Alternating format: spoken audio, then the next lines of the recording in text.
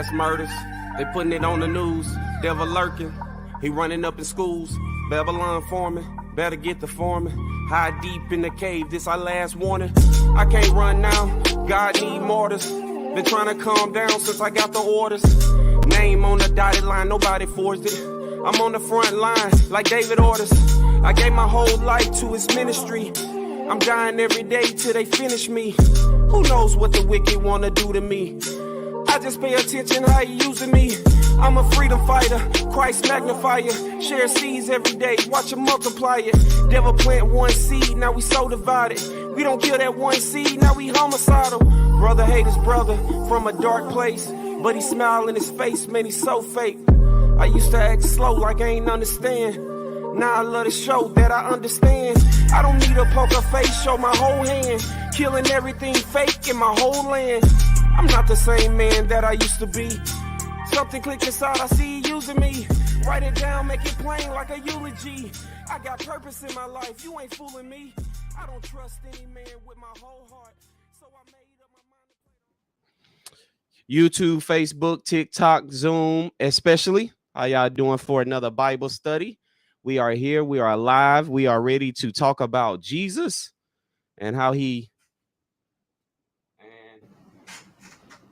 My bad. It went out.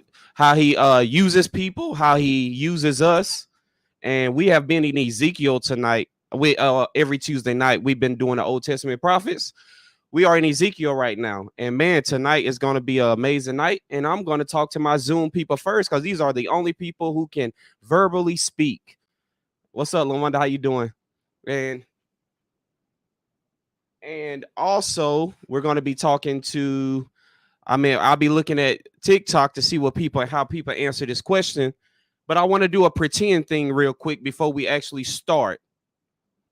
And there's a reason I want to do a pretend thing. I'm gonna do it like this. I'm gonna ask a question, and to the best of your ability, answer this. All right. If I'm an unbeliever or somebody who don't know God, and I ask you a question like, so what is God doing and what is he about to do? What would be your answer?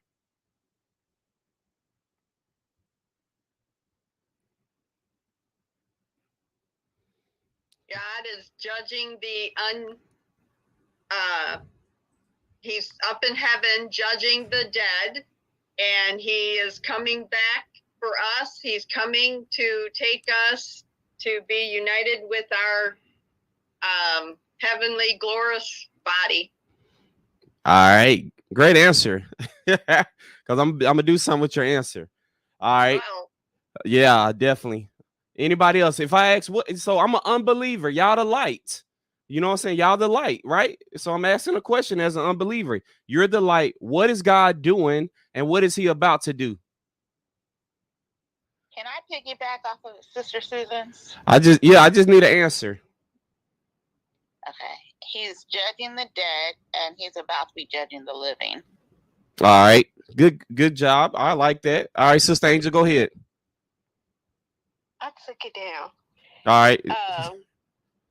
But he is interceding. He's still interceding on my behalf, giving us a chance to reach all those who are lost. Okay. And brother, he sent me to you today to bring you into the fold. To bring me into the fold, right? Yeah, so you don't suffer the wrath. All right, cool. All right, go ahead, Sister Maria, Brother Marcus.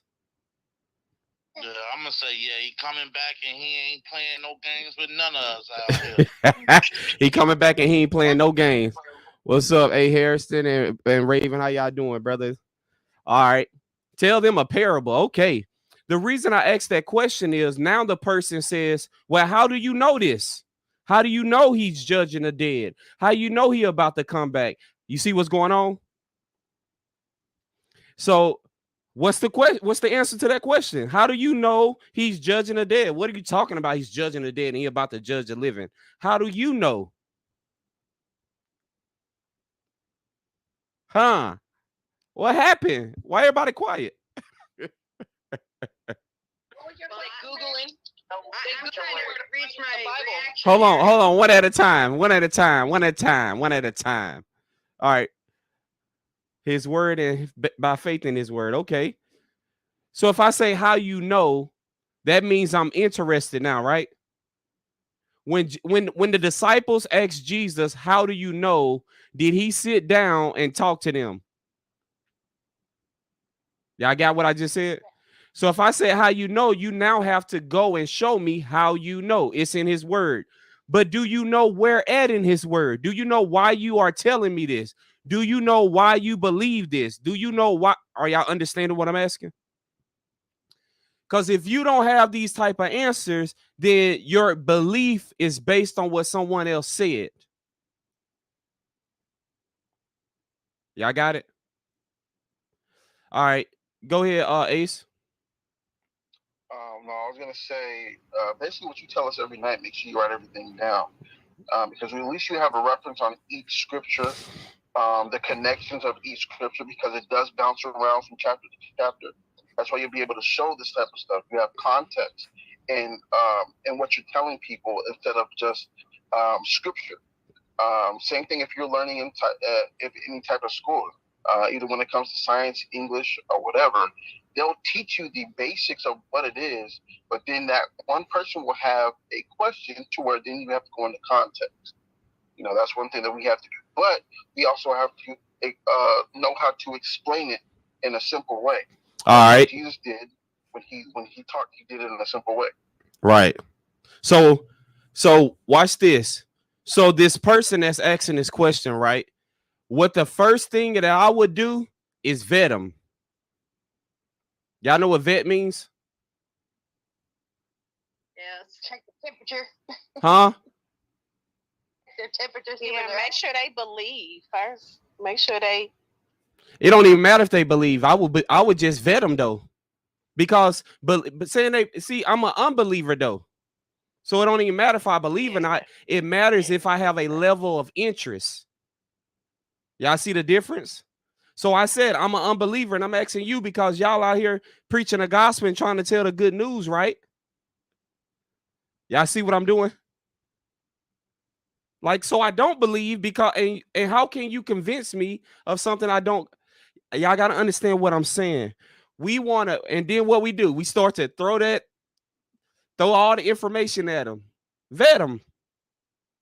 Vet is the first step, because when you vet them, then you know what I can share, what I can't share, the level of the layers I can share with them, right? That's making sense? Yeah. Nobody's wrong, right? None of you are wrong in your answer, but what I'm saying is, you know how it says be shrewd as snakes? How do you know a snake is not talking to you? Yeah. So y'all like, man, that's spiritual boot camp. This ain't for the night. Yeah. I always say we would know by being slow to speak and quick to hear or listen. Yeah. I mean, quick to hear, slow to speak. But you vet first. You find out.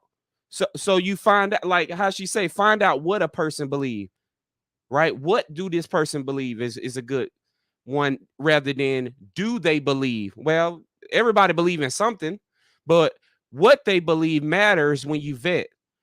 This guy, everything I just said gonna matter in one moment as we get deeper into this Bible study tonight. So God used this guy Ezekiel. We're gonna go to Ezekiel 3. We're gonna start there.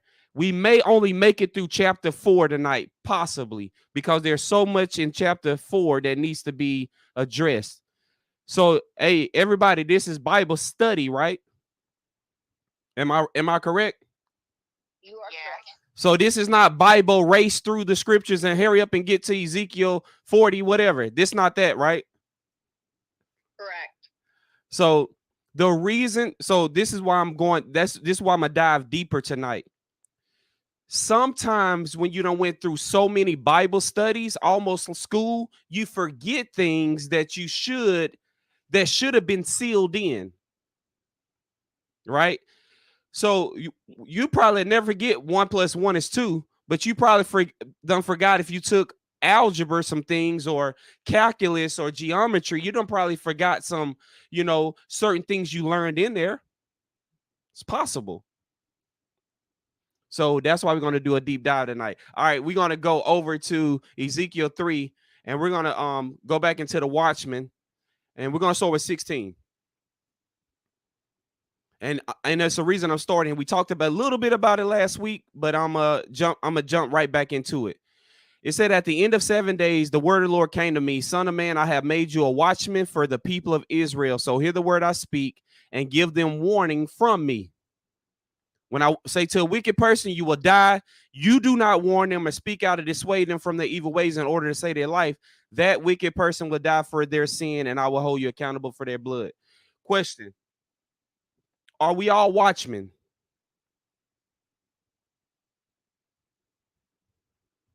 Yes. Yeah.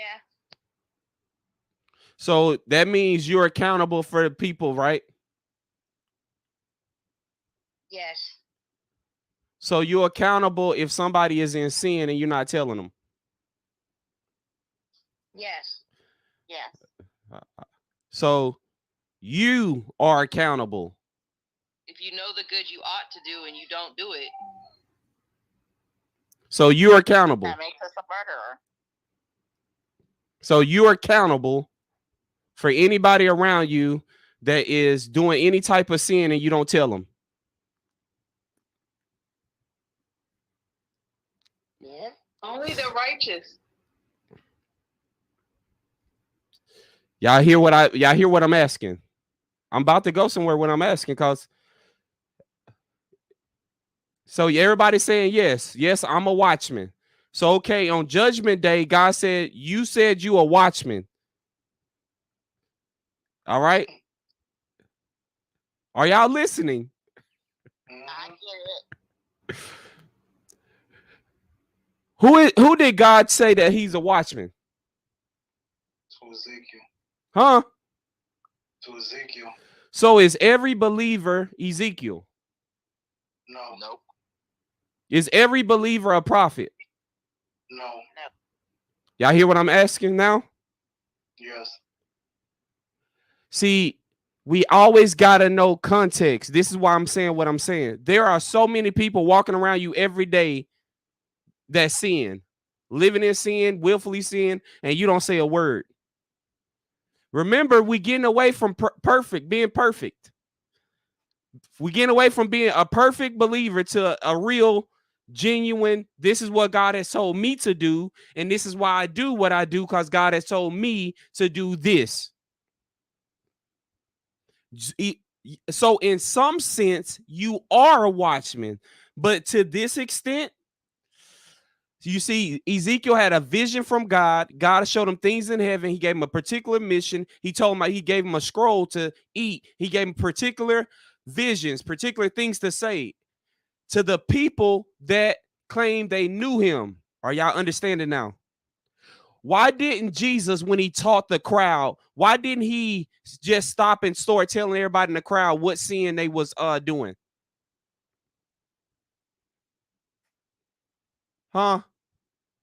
Who has an answer for that?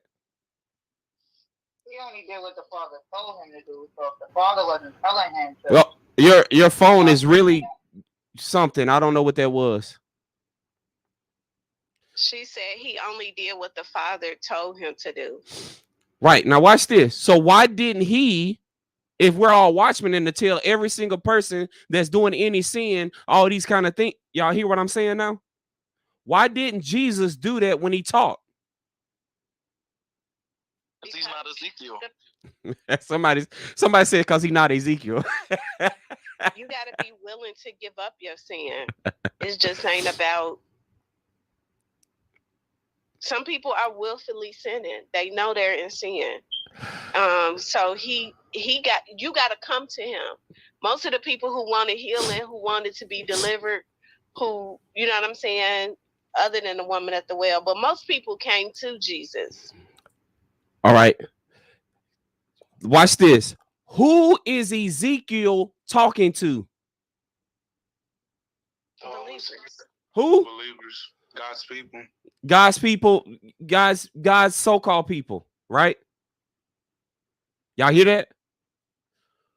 With the crowd, who is Jesus talking to?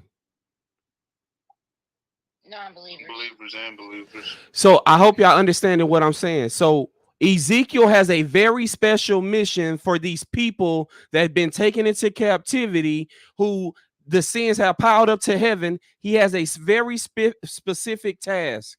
And that's why I'm trying to get us to understand. Because there are so many people that teach we are all watchmen over everybody's soul. You got to be careful.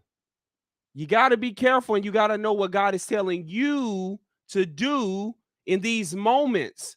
Because if you say I'm Ezekiel, that means you done went to heaven. You saw the 4 living creatures. He done told you, don't be afraid. I'm finna make you hard. Y'all understand what I just did? You're not Ezekiel. You are you. Time to find out what God wants you to do, how he wants you to do it. There is a certain group he may be calling you to. So as we go through Ezekiel, I'm trying to cement this so we keep it in context. So we didn't not getting all out of whack thinking, oh, I got to do and I got to say this. Then that means I'm being led by the text and not the spirit. What does the Bible says? Those who are led by what? Text or spirit are the believers. Spirit. Watch this. And guess what the spirit do? He puts everything into context. Why do you think I always talk about there's a way to speak to non-believers? There's a way to speak to someone who's coming at you who say they're a believer. There's a way to speak to your child. There's a way to speak to your husband. There's a way to speak to your friend. Everybody understand this, right? Yay, nay. If you don't, if you don't, life is going to be hard for you. You will never be shrewd if you don't understand that. So are we all watchmen? To an extent, yes. To an extent, yes. Because whoever you disciple, you're watching over that person. Is that correct? That means you're leading and guiding them as the Holy Spirit leads and guides you. But right here, God is telling Ezekiel, look, I made you a watchman for the people of Israel. Y'all got it? Yes. So if God say, look, hey, who just said yes? Stedman. All right, if God say, hey, Stedman, I made you a watchman for the people of this country that you're living in right now. That means you have to leave your job right now. Yeah. It's time to go get busy. Y'all got it? Please understand that I'm only trying. This is Bible study, and that's why we trying to get everything in context. All right. Now watch this, where we're about to go with all this. Well, he tell me if a wicked man turn from his wickedness and do righteousness, and you can read Ezekiel 3. And he said, if a righteous man turn, we did stumbling block last week, all these things, but I want to go over to 4 now, because I wanted to bring that into context. But go to chapter 4, because we're going to be here for a minute. And I'm going to read 1 through 6. Chapter 4, we're going to read 1 through 6. And we're going to, so if you have a pen and paper, you might want to get it out, because you might want to take notes tonight. Now, son of man, all right. In Ezekiel 3, remember God told Ezekiel, I'm gonna stick your tongue to the roof of your mouth, and whenever the people come, I'm gonna unloosen your mouth and you're gonna speak. And it was because Ezekiel was shy and timid, and so God allowed Ezekiel to become a pantomime. Everybody know what a pantomime is, right? What's a pantomime? Someone who doesn't speak, they just mime. Right. They do everything through illustration. Right. So that's what a pantomime is. But God said, okay, once you do this through illustration, when they come over here, then I'm gonna have you say something. It's almost identical if somebody was on the street and they was doing something weird or whatever, and then you walk over there and you ask them a question and they start talking to you and telling you what they're doing, and they start warning you about things of God. All right, y'all got that? So watch what God is about to do here. Now, son of man, take a block of clay, put it in front of you, and draw the city of Jerusalem on it. Then lay siege to it, erect siege works against it, build a ramp up to it, and set camps up against it, and put battering rams around it. So he said, it's a piece of clay, and he's going to draw the city in the clay, just like an artist. He draws it, then he erects siege works, like he builds a siege around it, and he sets up a camp against it. So from what we know now, what is Ezekiel actually doing here? Prophesying. So he's prophesying what, though?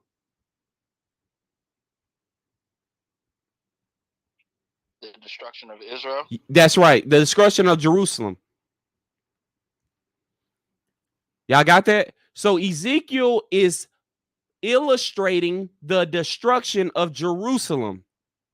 Now watch this, though. This is important because this ties into how we are living in our time. Pay attention to this part. Then take an iron pan and place it as an iron wall between you and the city, and turn your face toward it. It will be under siege, and you shall besiege it. This will be a sign to the people. All right, from what we know, what does that iron pan represent that he put to his face?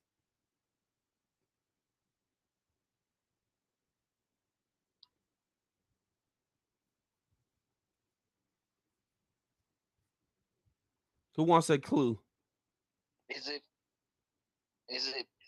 Babylon? All right. So imagine me take a skillet right now and put it to my face while you talking to me.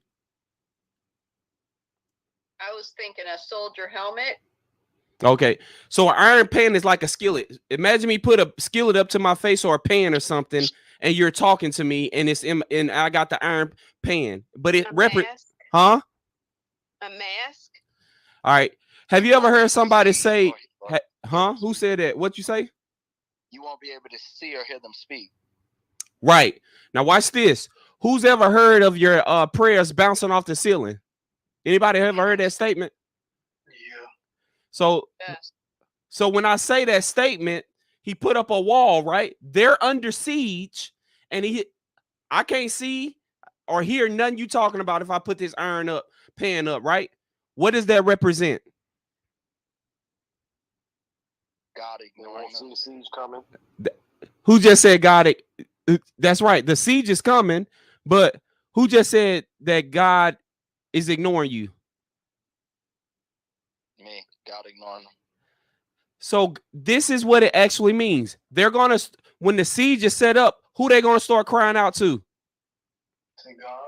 But he said, I put up an iron wall because it's going to happen as I say so. Everybody got that part? So pay attention. He's illustrating all this. Then watch what he say next. Then lie on your left side and put the sin of the people of Israel upon yourself. You are to bear their sin for the number of days you lie on your side. I have assigned you the same number of days as the years of their sin. So for 390 days, you will bear the sin of the people of Israel. And so for almost a year, a little bit more than a year, about 13 months, you're going to lie on your side at set times in the day to bear the sin of the house of Israel. Then, after you finish that, lie down again, this time on your right side, and bear the sin of the people of Judah. I've assigned you 40 days, a day for each year. Let me ask this question. Who can do this? Jesus. Out of us, who can do this every day right now? If God told him. Just lay down. Nobody. He said nobody. Who can do it? Who can lie on their side for so just say Every day while you're sleeping? Everybody can, right? What is God looking for? Willing people, right? Let me tell y'all something about us when something gets hard. There are two things that happen when something gets too hard to do. We either jump over it and keep doing it, or we fall back because it's too hard. What God is telling Ezekiel in this moment, it takes discipline. You have to do this every single day at a set time, and you are an illustration for Israel. Listen to what I'm asking though. Who can do this? All of us. Who's willing to do this? Y'all understand the question I'm asking now? The first things that come into our mind and our heart may be based on what we got going on in the moment.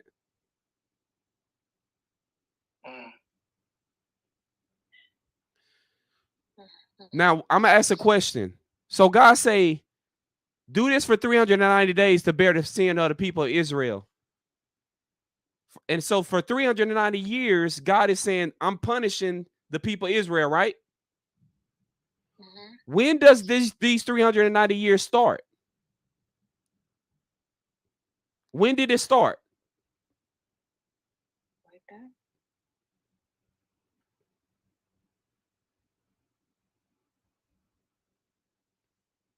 When he took them out the land. When he took them out the land. What land?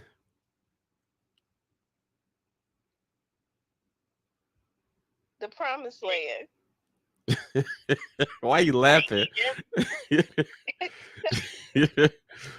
Listen. When he told Ezekiel to lie down. Right. So what is God considering the 390 days? Where does that start from? And when does it end? When did it end?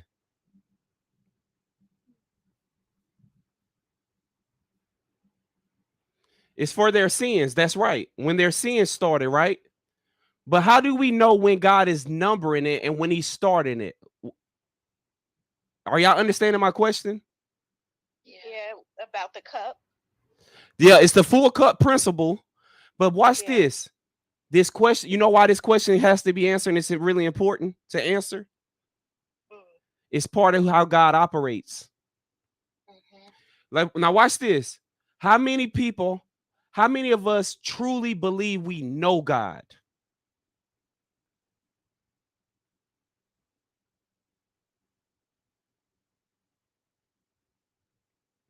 Remember the Bible said, don't boast about nothing, but that you know and understand me. What should most of our time be spent doing?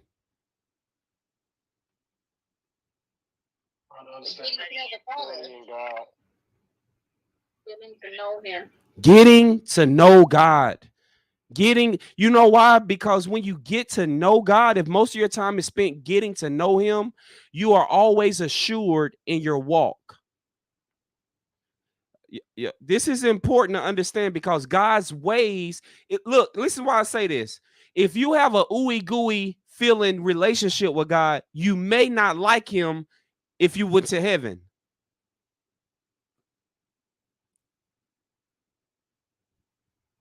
Who understood what I just said? You may not like him. I understand. Watch this. If God say I have appointed times, right, for certain things, does that mean we should start having appointed times for certain things? Yeah. Yes. That no. Who said no? Like we should start making our own appointed time for things, or we should have appointed times for things that God made. That's what I'm saying. Appointed times. So if God has appointed times for things, right, we should have appointed time for things. That's how simple our life should be set up and how God operates. Is that correct? How you going to live with him forever if you don't even care about how he operate now? I'm trying to get somewhere. I'm trying because we about to go into the study. I'm trying to get somewhere though. I'm trying to get us to start to think a little bit differently maybe than we think now. Because we have a lot of conversations behind the scene about how much damage the system does to us mentally, emotionally, societal, like our view, our perspective. And so when I was talking to somebody, and they were like, man, I've had to unlearn and relearn so many things. And that's why I'm talking from this place. God, if we spend the time, God said he'll open up our eyes to see, our ears to hear, and our heart to understand. But if we're not spending that time, these kind of things, if you're teaching or you're trying to show something or you're trying to share God with anybody, and this came up, right? They were like, why is God doing a day for a year? Right? And it's like, why? If we don't look, it ain't about understanding every single thing in the world, but what you do love, I don't care who you are, what you do love, you start to try to understand it. If you love to play volleyball, you're going to go out and you're going to play, you're going to learn the rules, you're going to learn how to do certain things. If you love to play basketball, after a while you become an expert on it. Whatever you really, really love and really, really have your heart fixated on it, you're going to try to go out and understand, how do I, do it the right way. Is that correct? That's why I'm pushing so hard right now for us to understand God's ways. All right. We're going to go explore these 390 years and 40 years. What's 390 plus 40?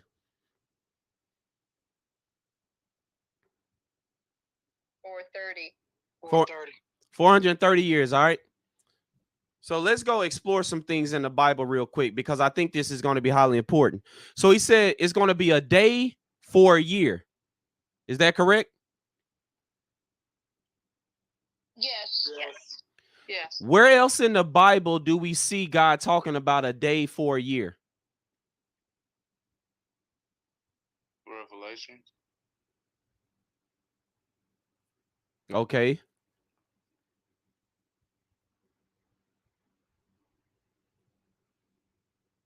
How did God tell time when they left out of Egypt? What did God give them?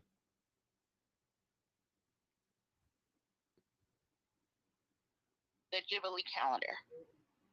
All right. So now we got our first clue. Let's go look at something. We're going to go to Ezekiel, Exodus real quick and see why this is important. Do anybody believe that when God is telling somebody to do something for him, it doesn't matter? Anybody ever feel that way? Like, why does this matter? Or it doesn't matter? Or why does this matter? Anybody ever had that feeling? Yeah. Yeah, why does this matter? Yeah, we all have. So watch this. That feeling of why does this matter should push you closer, should push you harder to try to understand it. Y'all got it? Yeah, I told y'all it's a little bit different tonight. We coming at it a little bit with a different angle tonight for a reason. Jesus intentionally said things to push people closer. Huh? Y'all hear what I said? Jesus intentionally did things to push people closer, or it made them be like, nah, I don't. Intentionally did it. And we have to understand that God is intentionally telling us his ways to see who's going to come forward.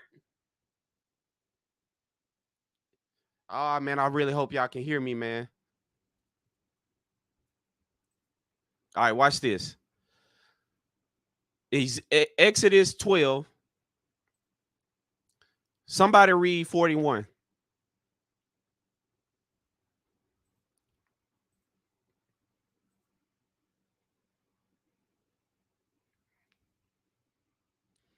I'm sorry, 40 and 41. My bad, 40 and 41.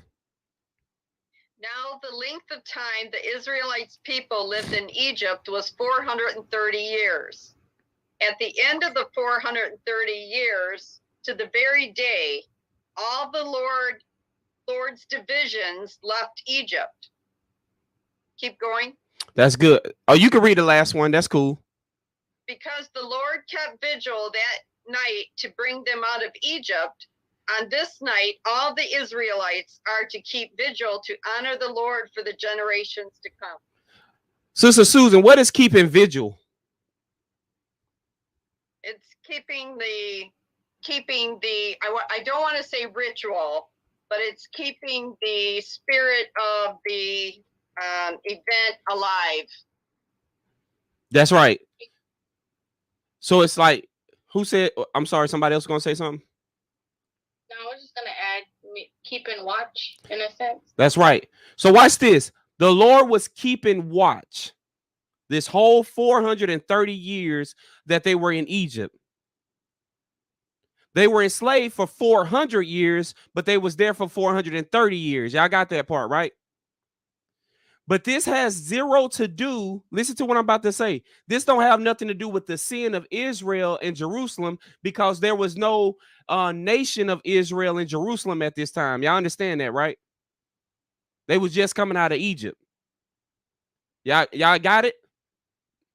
Yeah. I'm gonna re-say that for the second time. Y'all go back and watch this.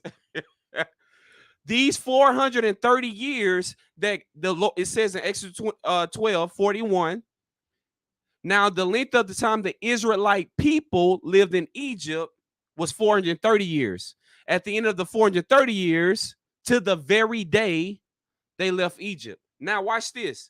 The 430 years that they're in Egypt, the 430 years that Ezekiel is talking about is laying on the side is for what? What's the purpose? The wilderness.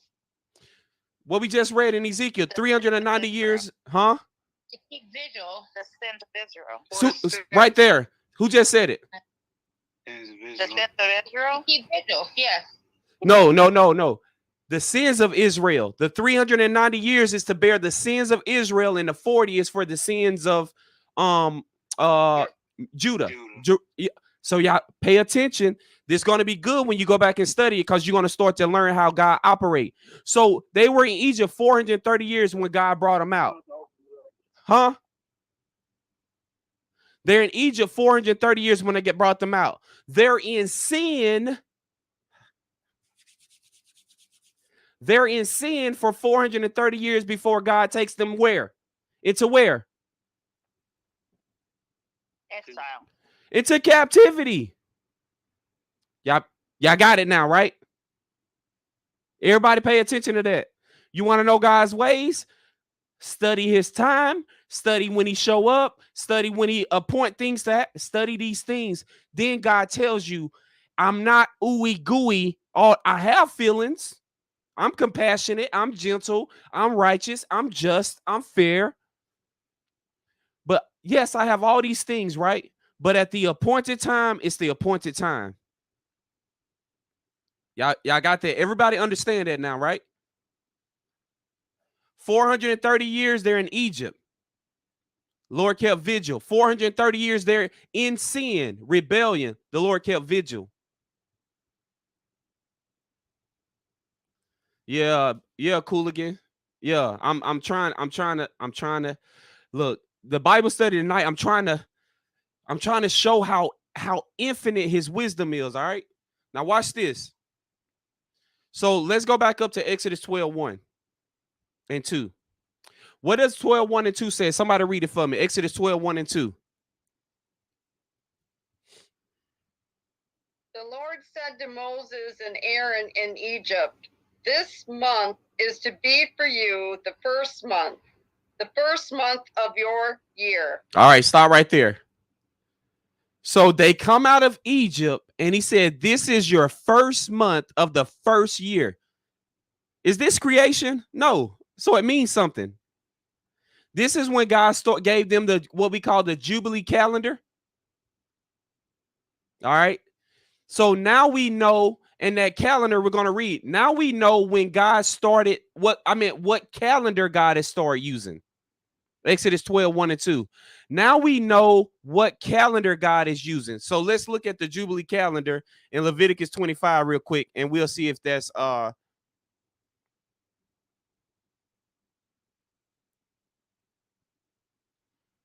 in Leviticus 25.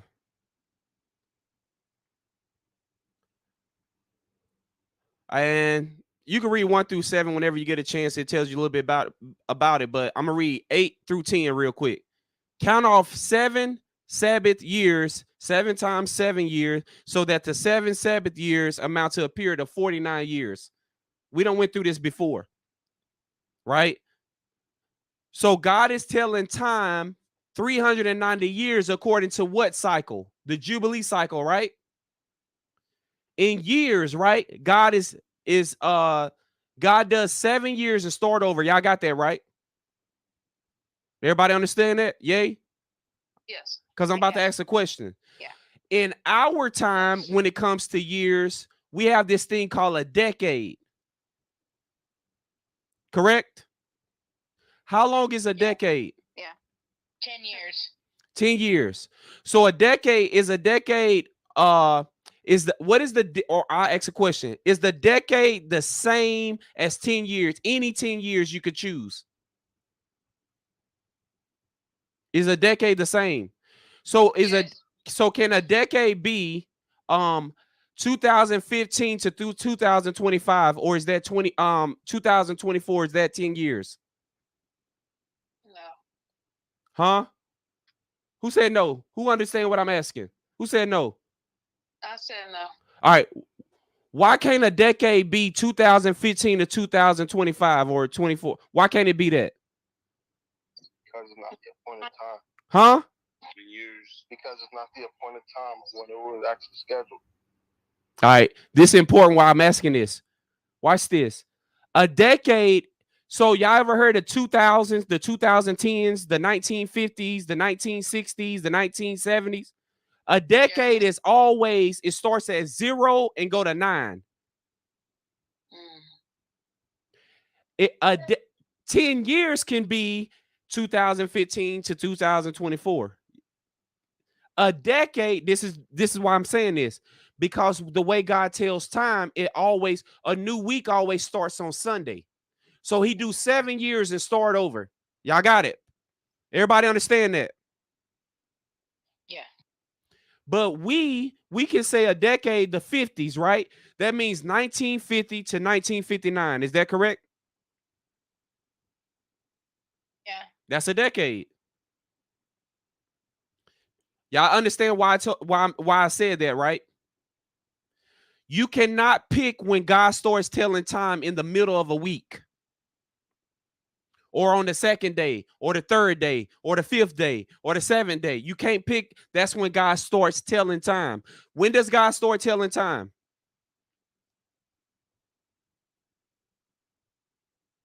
What day of the week? Sunday. Sunday. Yes, that's right. Good job. Good job. So I hope as y'all rewatching this, y'all taking notes. I told people to take notes, because all you have to do is to understand God's Jubilee cycle. You could use Sunday through Sabbath, right? Sunday, Monday, Tuesday, Wednesday, Thursday, Friday, Sabbath. We could use that. Every Jubilee cycle or on the calendar, it starts over on what year? 7. What year? A Sunday year. Good job. Gotcha. All right. Look, I'm trying to get us to understand this, because this is going to help us understand God and how he operate, how he tell time. I'm going to tell y'all this why it's so important. So I'm going to go and give y'all a little overview of why this is important. When Jesus came, y'all, on the week that he was being crucified, I done said this before, he observed Passover at a different time than Israel celebrated Passover, right? We know that if you don't celebrate Passover at the right time, that is sin, correct? Yes. So was Jesus in sin or Israel? Israel. All right, now, yeah, we getting somewhere. Good job, everybody. Let's go. I'm trying to chug us along like a little choo-choo train. Like we chugging along, we gonna get there because I want us to understand that God is, when he says 490 years, you have to look for a Sunday year to start counting. Everybody understand that? Yeah. Who don't understand it or semi understand it so I can illustrate a little bit better. Me. All right. Every time God gives, so when God tells say 70 weeks, the first week starts on every week starts on a Sunday year or Sunday week. The first day of the week is Sunday, correct? So it'd be like 1, 8, 15, 22, 29, 36, 42. Am I right? Am I saying it right? Yeah. I hope I am. No, 35, 42, 49. Y'all got it? Yes. So all of those are dates that God starts to tell time. And then on the 6th day, that's called preparation day for the Sabbath day. Correct? Yes. Listen to why I'm saying this. Wait, can I ask a question? Go So ahead. if we go looking at our calendar but opposite, if we start every first day of the month is Sunday and not Wednesday, That's right. and we count the month that way, it won't add up the same way the calendar that we're looking at. That's right. 100% because God tells times in 49. God was doing 49-year cycles, one jubilee cycle. So that takes, so he does 1 through 7. So God has, he has the method of 365 too, which is called the new moons and stuff. We ain't getting into all that. I'm just trying to get the basic right now. The simplest way to understand why God is telling this dude to sit on his side for 430 days. Why is that so important? That seemed like something small when you're reading, right? Mm-hmm. But it's not small. It's really big because it's big to God. Mm-hmm. Now I'm about to give a little bit of information. Watch how beautiful this is. So God starts telling time. They came out of the Exodus in 1437 BC. That's when they came out. That's the first year that's the Sunday year. So if you want to write that down, that's cool. If you guys want a Jubilee calendar, I'll send you one if you're very interested in studying the Jubilee calendar. But I'm not getting in detail of the Jubilee calendar tonight. I'm getting in detail of how God tells time. So if you want a Jubilee calendar, I'll send it to you. It's a very simple calendar, 1 through 7. It tells everything, stuff like that. But what I'm focused on is this 430 years of bearing the sins of the house of Israel and things of that nature. So 1437, they come out the promised land, right? So how many years were they in the desert? 40. 40 years. Now watch this. Now want somebody to do this real quick, right? Down on a piece of paper, 1 through 7. And then count up and I'm gonna keep going. Count up 40 years starting with 1437, but you're going to go backwards. So it'll be 1437, 1436. Do that real quick and tell me what day of the week you land on. Monday? No. Somebody did that fast. Just do a quick little 7-day real quick. Whoever get it, I got you. You got a prize coming. Or God going to bless you later. For doing the hard work. A lot of us don't like hard work. We don't like to dig in.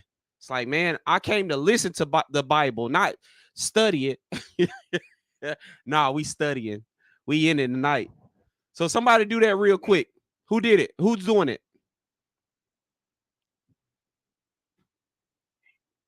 Just let me know if you're doing it. I'm gonna keep going.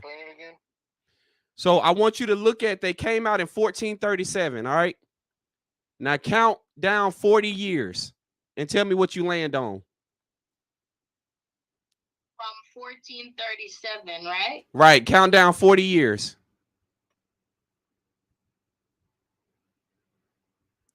All right, I got you. All right, send me a. Go ahead, bro. 1397. All right, 1397.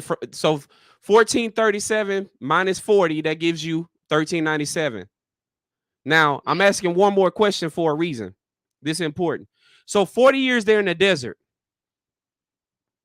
When they come out of the desert, let me show you how intimate this is. You don't have to write it all down. I'll give you our Jubilee calendar.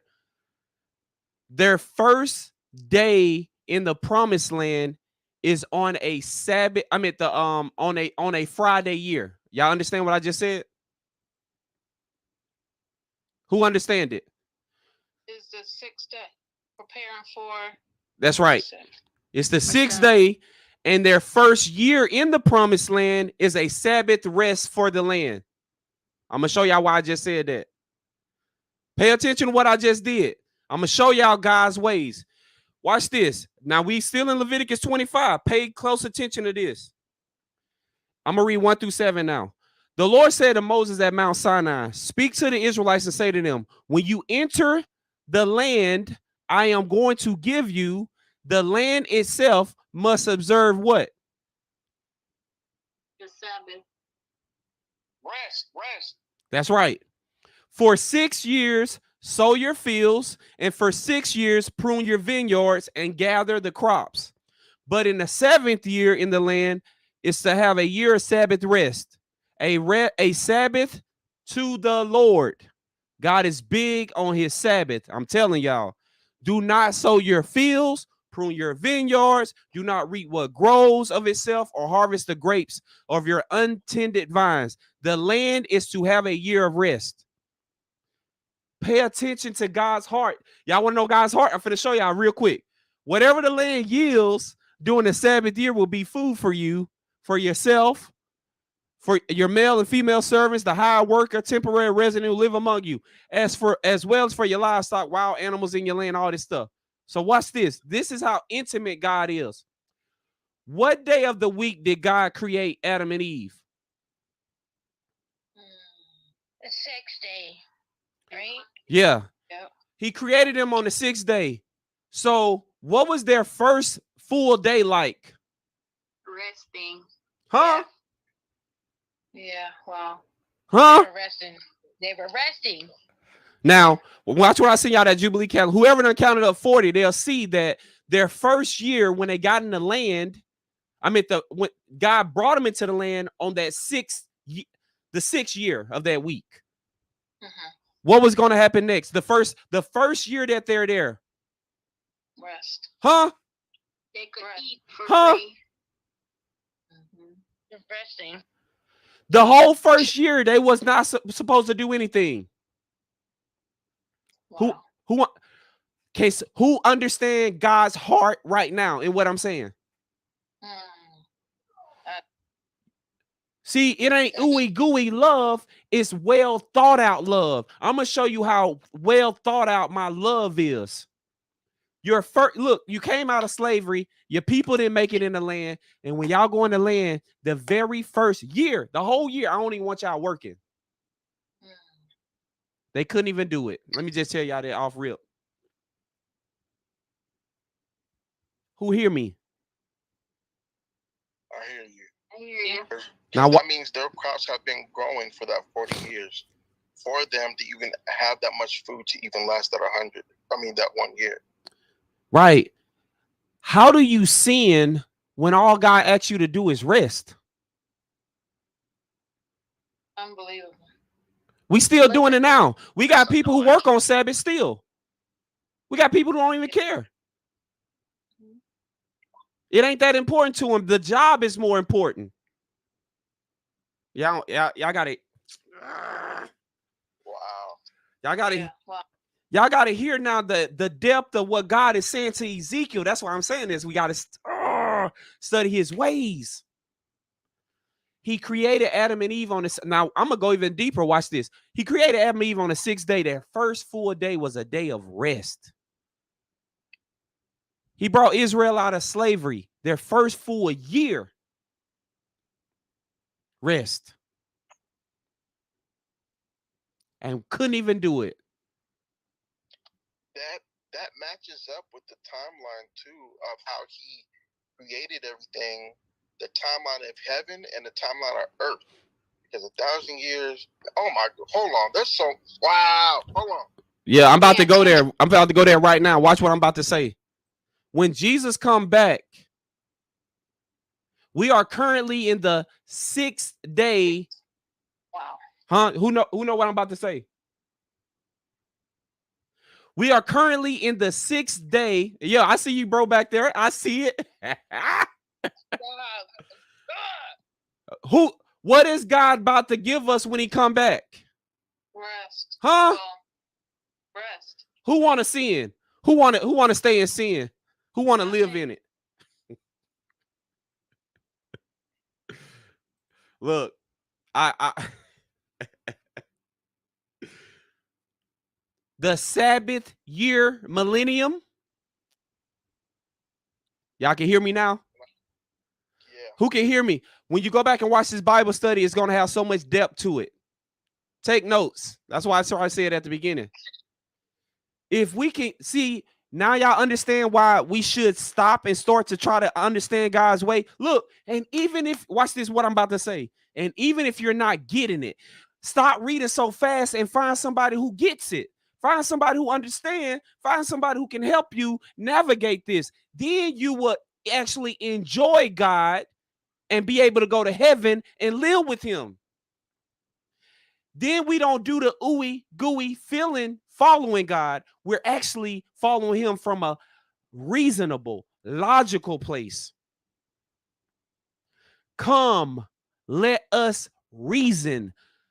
I knock on the door. I'm coming in. I want to sup with you. Who's understanding now? Deeper. The depth of what God is doing, y'all. Now watch this. So them coming out of slavery and all these kind of things, right? He was trying to give them rest. But watch this. After they sinned, at the end of those 430 years, he put them back into where? Captivity.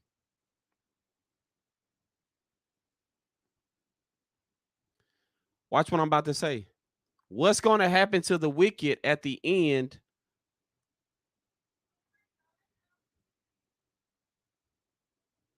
You're going to get judged. Now watch this. I'm going to go and read the Sabbath now. Now we're going to read the Jubilee. Because you know what I care about? I care about us understanding God's ways and how he say things. Now let's go and read it. Let's go back to Leviticus 25. We still there. And I'm going to read through 13, 8 through 13. Count off 7 Sabbath years, 7 times 7 years, so that the 7 Sabbath years, that's 49 years. Then, watch this, what he say. Every Jubilee cycle, a trumpet is sounded everywhere. It's on the 10th day of the 7th month. 10-7, 10-7. God is big on 10 and 7. I'm not going to go there. Now watch this. What's the Day of Atonement? What is it? What's the Day of Atonement all about?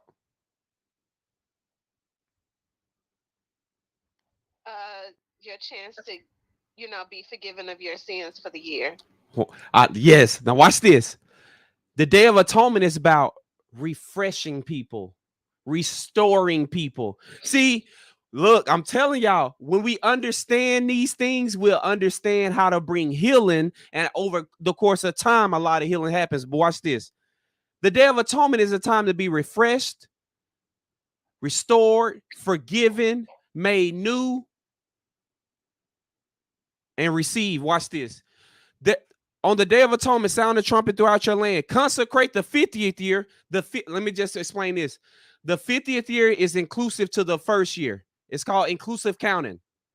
That's why a decade is 0 to 9, inclusive counting. So 0 is a year. Y'all understand that, right? Like 1950 is a year. That's why it's counted as 1. Everybody understood that, right? Yay, nay. Yes. All right, cool. So the 50th year, which is the first year of the next Jubilee, is the consecrate the 50th year and proclaim Watch this. Liberty, freedom throughout the land to who? Who gets freedom? All its inhabitants. Everybody. Pay attention to this part. It shall be a jubilee. Y'all, what is the meaning of a jubilee? What does it mean when you are what is a jubilee? Or what's the feeling of a jubilee? A celebration. Celebration. Right? You ever heard of a like jubilant, like a jubilant person? Y'all never heard that before, jubilant? A joyous person, they're joyful, right? All right, yeah. Jubilant. All right. Go look it up and tell me what it means. Jubilant, Jubilant. All right. Consecrate it shall be a jubilee for you. Watch what it says. Each of you is to return to your family property and to your own clan. The 50th year shall be a jubilee for you. Do not sow and do not reap what grows of itself, or the harvest the untended vines. Pay attention to this. They can't do what on the jubilee? Work. Huh? They can't work. Say it again. Work. When is the jubilee? 50th. The 50th and the first year. They the same, right? Mm-hmm. Now watch what I'm about to ask. What day of the week is that? Monday. Sunday. Ha!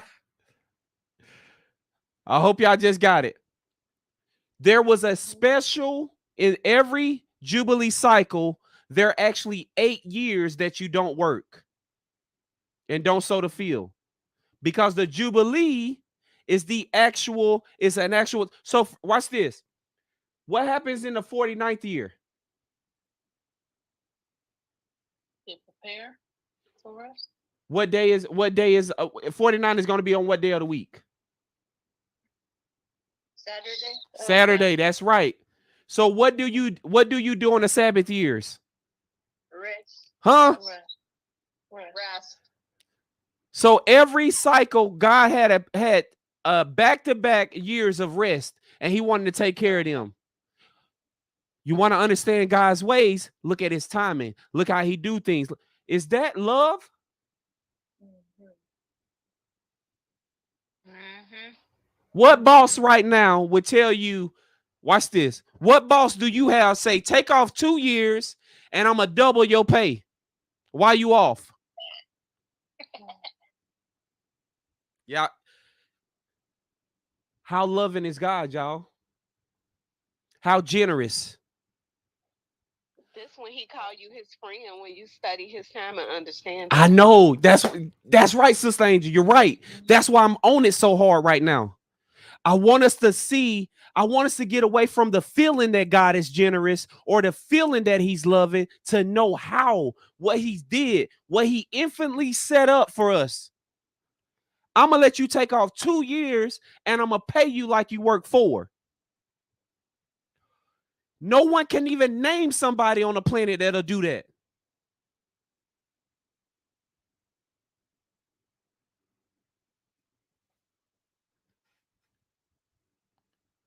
Y'all understand why I'm digging into God's ways tonight? I want us to understand it because our relationship can get deeper. We can get off the surface of all this. God is love and he just loves the world. And let's tell people how. Let's tell them about his rest. Let's tell them about how generous he is through what he's this is a template of how God is. Who knows what a template is? Template is easy, right? To understand. This is just a template of how God is.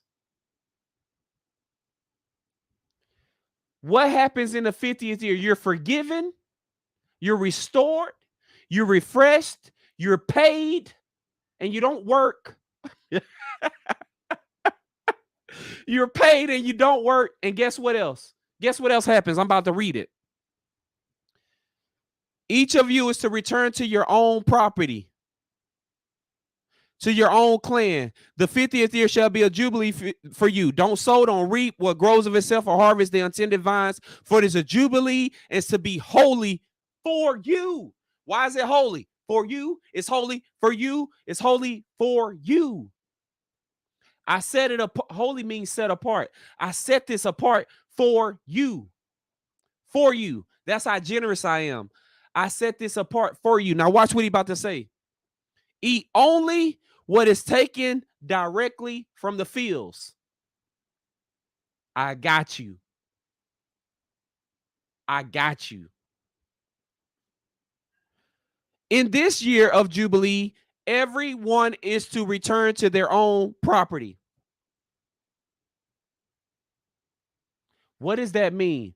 So if mom and dad mismanaged the property and somebody came in and they leased it or rented it or took it from you, what happens at the Jubilee?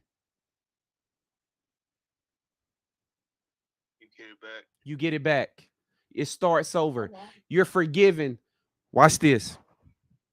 So during the Jubilee, this is what Matt. Thank you, Father.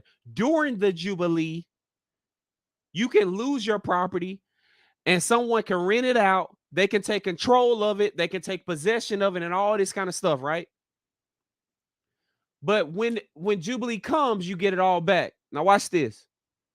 You get your land back. Who know what I'm about to say? What is God going to give us after the Sabbath rest? The Sabbath millennium rest. What is God going to give us? A vineyard you didn't plant. What? Say it again, sis. A vineyard you didn't plant. God about to give us the whole world. New Jerusalem, land. Hallelujah. Are y'all seeing God's ways now? Anybody seeing it?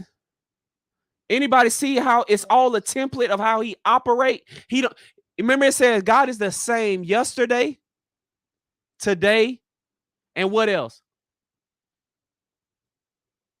Forever.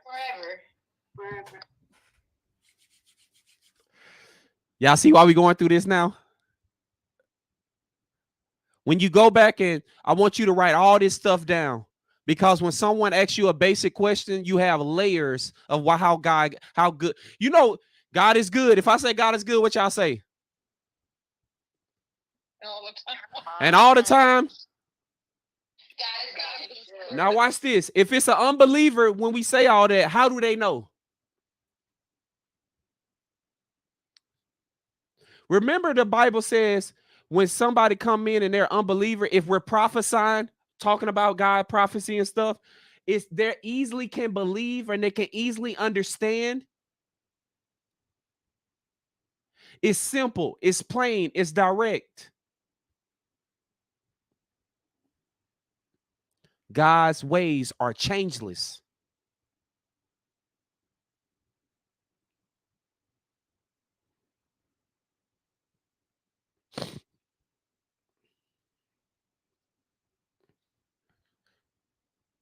Y'all understand it now? Who's understanding God now? Deeper. Better. After go ahead. So just like in the past, when he told them to rest during the Jubilee year, and like you just said, he gave them land and food that they didn't work for, fed them, take care of them during the Sabbath year and all of that. It's pretty much the same at the end of the world. Yes. Because when he comes back, and then those who have died or who have received the seal, when we go to heaven for the 1,000 years, and then he comes back on earth, he's going to give us that new heaven, that new Jerusalem that we also didn't work for. Huh? We also didn't earn.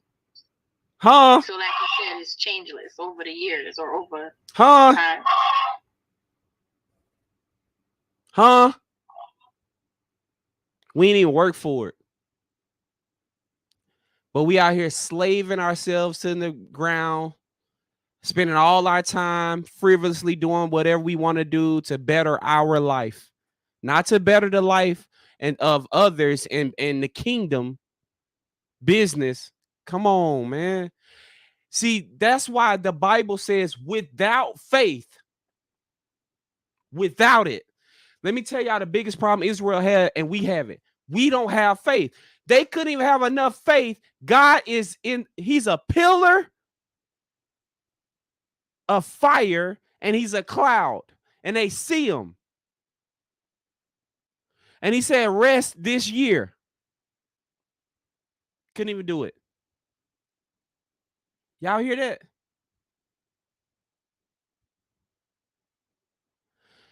The best place to always be is to have an unrushed temperament, unrushed heart, unrushed way about yourself. This is why I say that. Think about what I'm about to say. This is a highly important parable. It's not really a parable, but I'm going to use it as one. If someone walk into a king's court, watch this, and they rocking there with trumpets and they just dancing and doing whatever they want to do and saying, I know I belong here. I did everything the king told me to do. I know I'm right with him. You know what I'm saying? I'm anointed to be up in this court. And the king is just sitting there very calm, relaxed, and they coming in with all that noise in his court. Are y'all listening to what I'm saying? They coming in with all that pride, all that noise. What would a king? If somebody say it, you already look at L. How does the king gonna make them look? Foolish, because they can't read the room. Huh? Say it again. He gonna make them look foolish because they can't read the room. Hey, listen, that's how we're doing God right now. We just whatever, saying whatever. I'm anointed. I'm this and I'm that. And the king, like, bruh, you have zero faith. You do your own thing, and then you come and try to talk to me here and there. Go ahead, Nick. Just to add to that, God even said our works are nothing but filthy rags compared to Jesus Christ. So it's like you think anything that you done it in your hands, and you obviously don't know Christ. 100%, bro. In Luke 14, look what it says. Somebody read Luke 14 real quick. 7 through 11.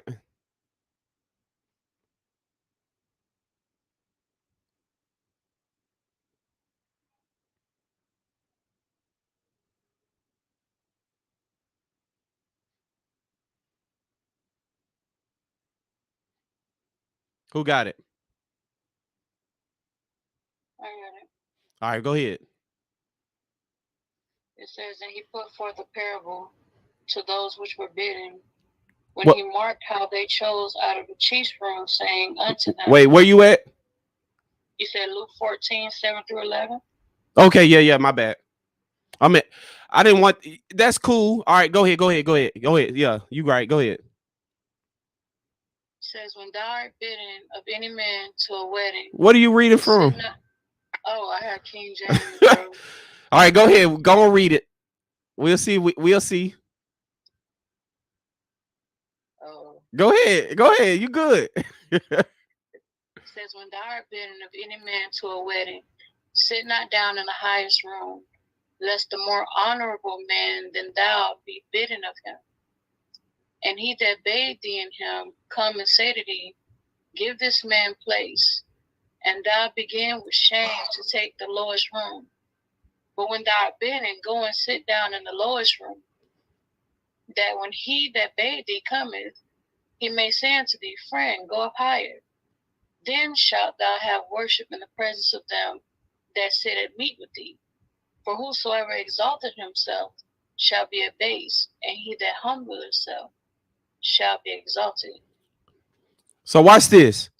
In verse 7, it says, when he noticed how the guests, when Jesus read the room and he noticed how the guests picked their places of honor at the table, what'd he do? He told a parable. When someone invites you to a wedding feast, do not take the place of honor for a person more distinguished than you may have been invited.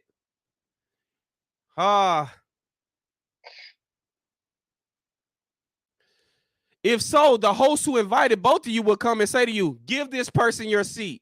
Then humiliated, you will have to take the least important place. But when you are invited, take the what? Lowest place. What? Lowest place. I ain't anointed.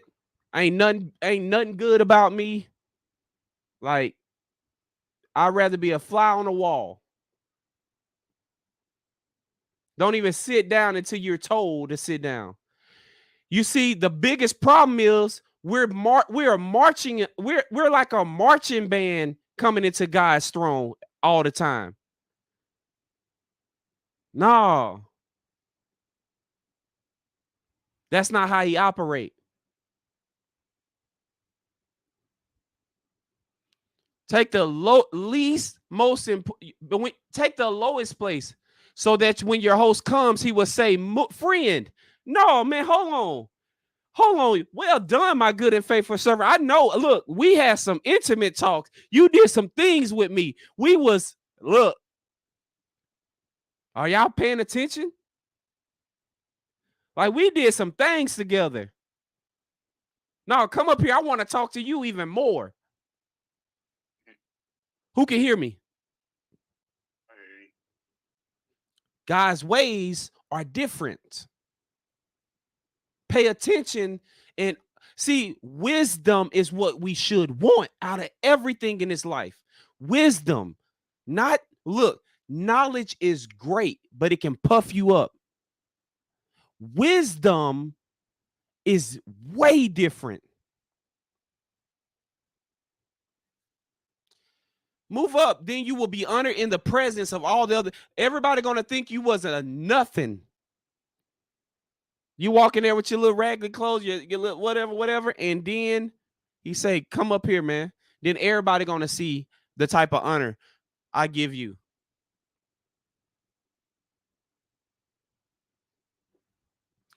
I'm gonna show y'all something else. For those who exalt themselves be humble, and those who humble themselves will be exalted. Then Jesus said to his host, when you give a luncheon or dinner, y'all got to hear the depth of what he's finna say. Who he talking to?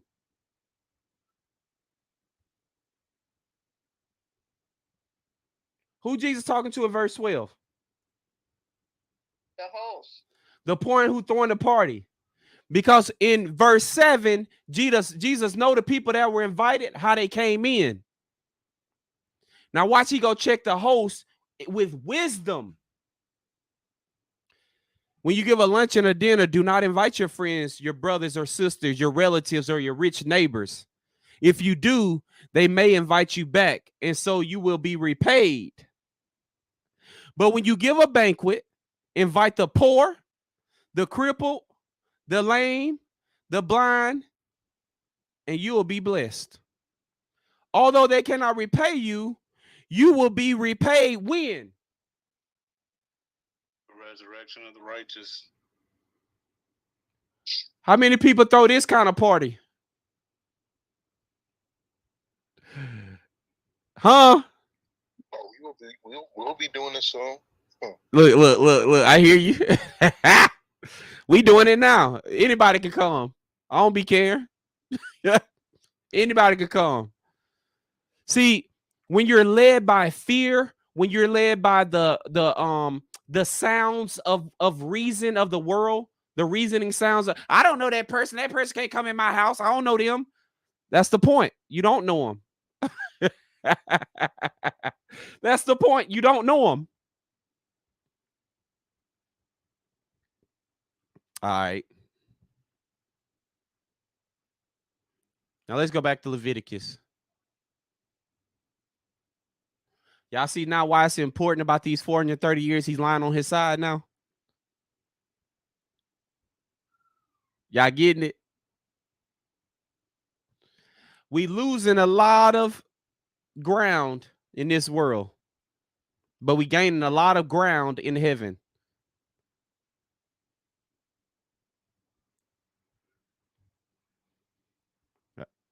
That's right. You own it, sis. All right. Now we just read that everybody returned their own property. Look at, I'm gonna just read 14 through 17. And I'm gonna stop there. I might stop there and go back to Ezekiel. If you sell land to any of your own people or buy land from them, do not take advantage of each other. Does anybody do that now?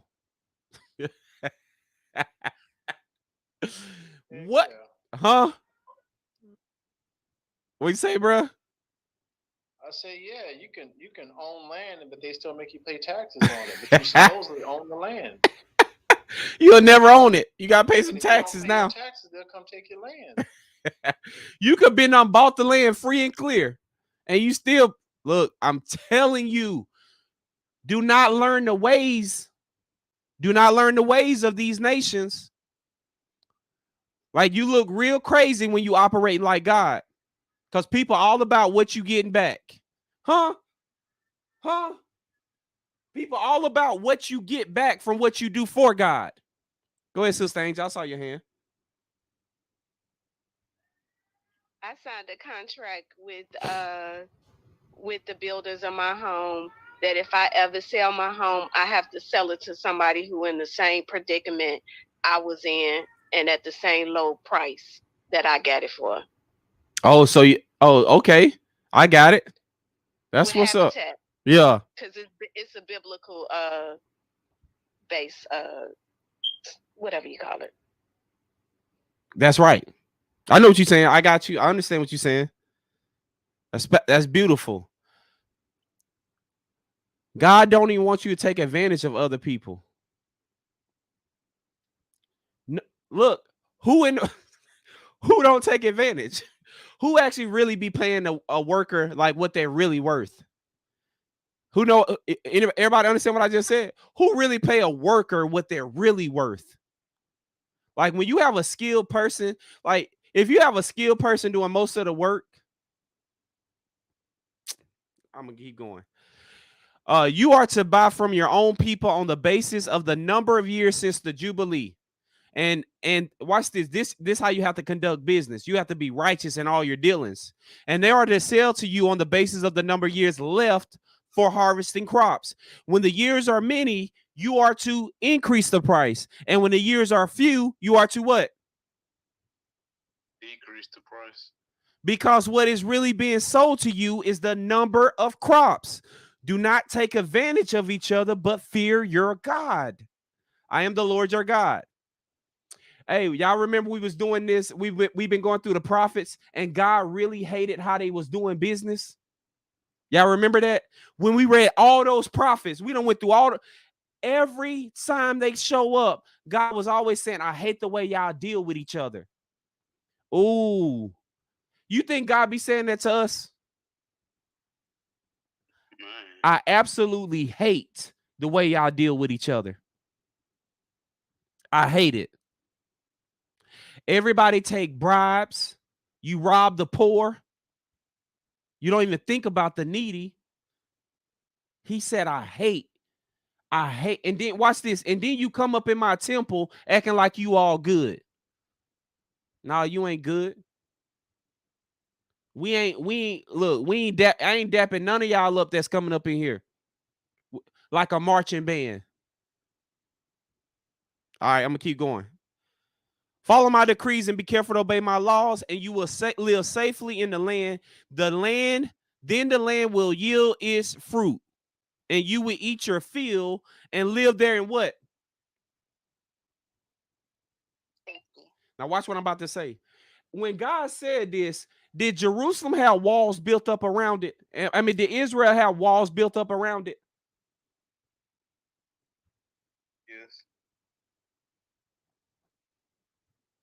Think about what I'm asking. When this is them in the desert. This is God giving instructions. There were no walls. They're out in the wilderness. How could they have walls built up? That's right. Who was going to be their wall of protection? God, the Father. Listen to what I'm about to say, y'all. I'm telling y'all, I'm trying to help us. This is why Bible study is so good. Oh, y'all got to get this part. A city. Y'all ever heard a city without walls? Yeah. What? Okay, when they went into the land, there was a city that had walls. Who remember?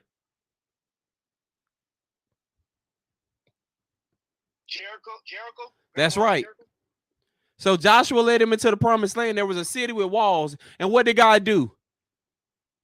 Tore down the walls. What was God's intent for Jerusalem? He wanted them to be a city without walls that what? Worship him, follow his ways, his laws, his decrees. But as soon as they wanted a man king, they put up walls. Huh? They put up walls. Oh my goodness.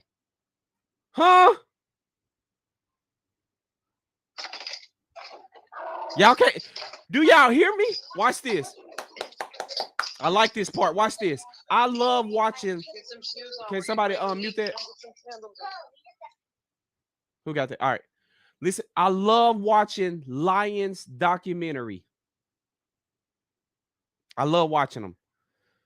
Do lions live? Do lions have things live in a place where built up walls around them? No, they're free. Which animal is about to come into a lion's den? They're already there. Who about to come into a lion's den with a 30-pack of lions? What animal? None of them. What? Which one? But if a lion's by itself, yeah, you know, the laugh, you know, yeah, I would say the one, I forgot what they were called, but the laughing ones. What was that one? Hyenas. Yeah, they'll jump them. They'll jump their butt. Yeah, you by yourself. But no animal is sane enough to come into a lion's den. There's not one animal sane enough. I hope y'all get what I'm saying. There's not one animal. So if we got God, there's not one mammal. If we let him be our wall, there's not one mammal who can hurt us. Y'all get it? He said you're gonna live in safety. Well, now I'm about to tell y'all something. Who got like Ring and cameras everywhere and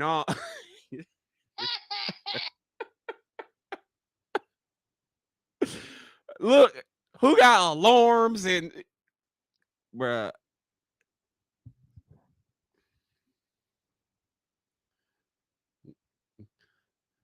Man, yo, when God, y'all understand God's ways now a little bit deeper tonight.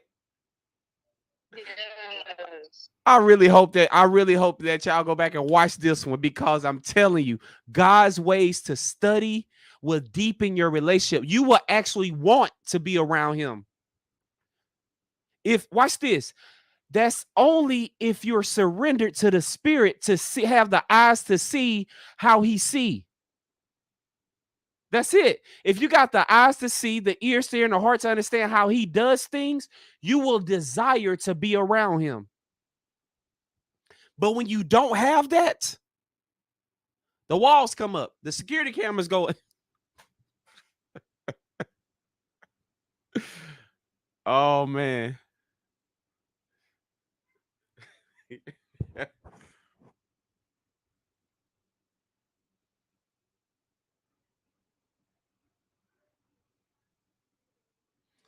Let's go back to Leviticus 25.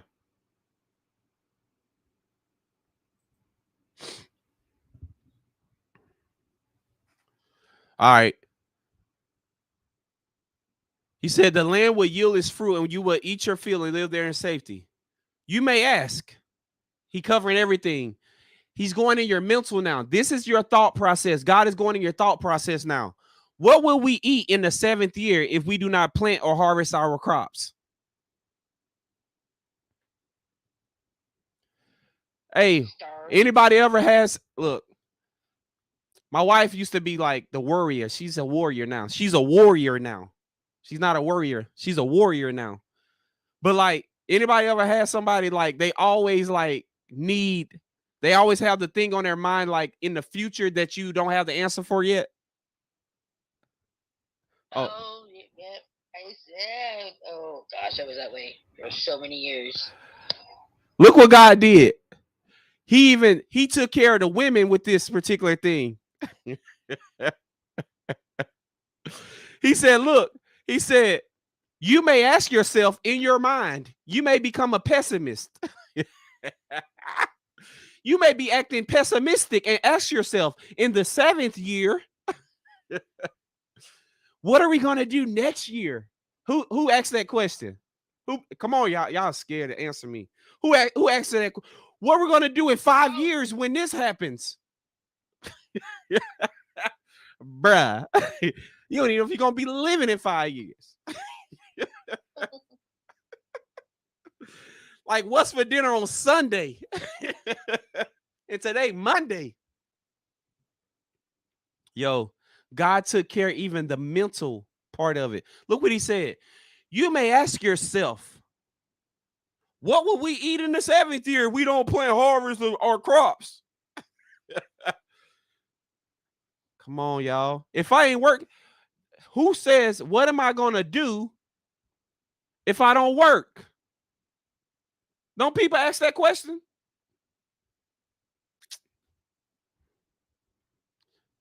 I will send you such a blessing in the 6th year that the land will yield enough for how many years?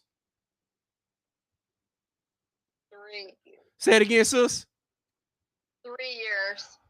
Can you imagine someone paying you in advance 3 years times what you make right now? At one time.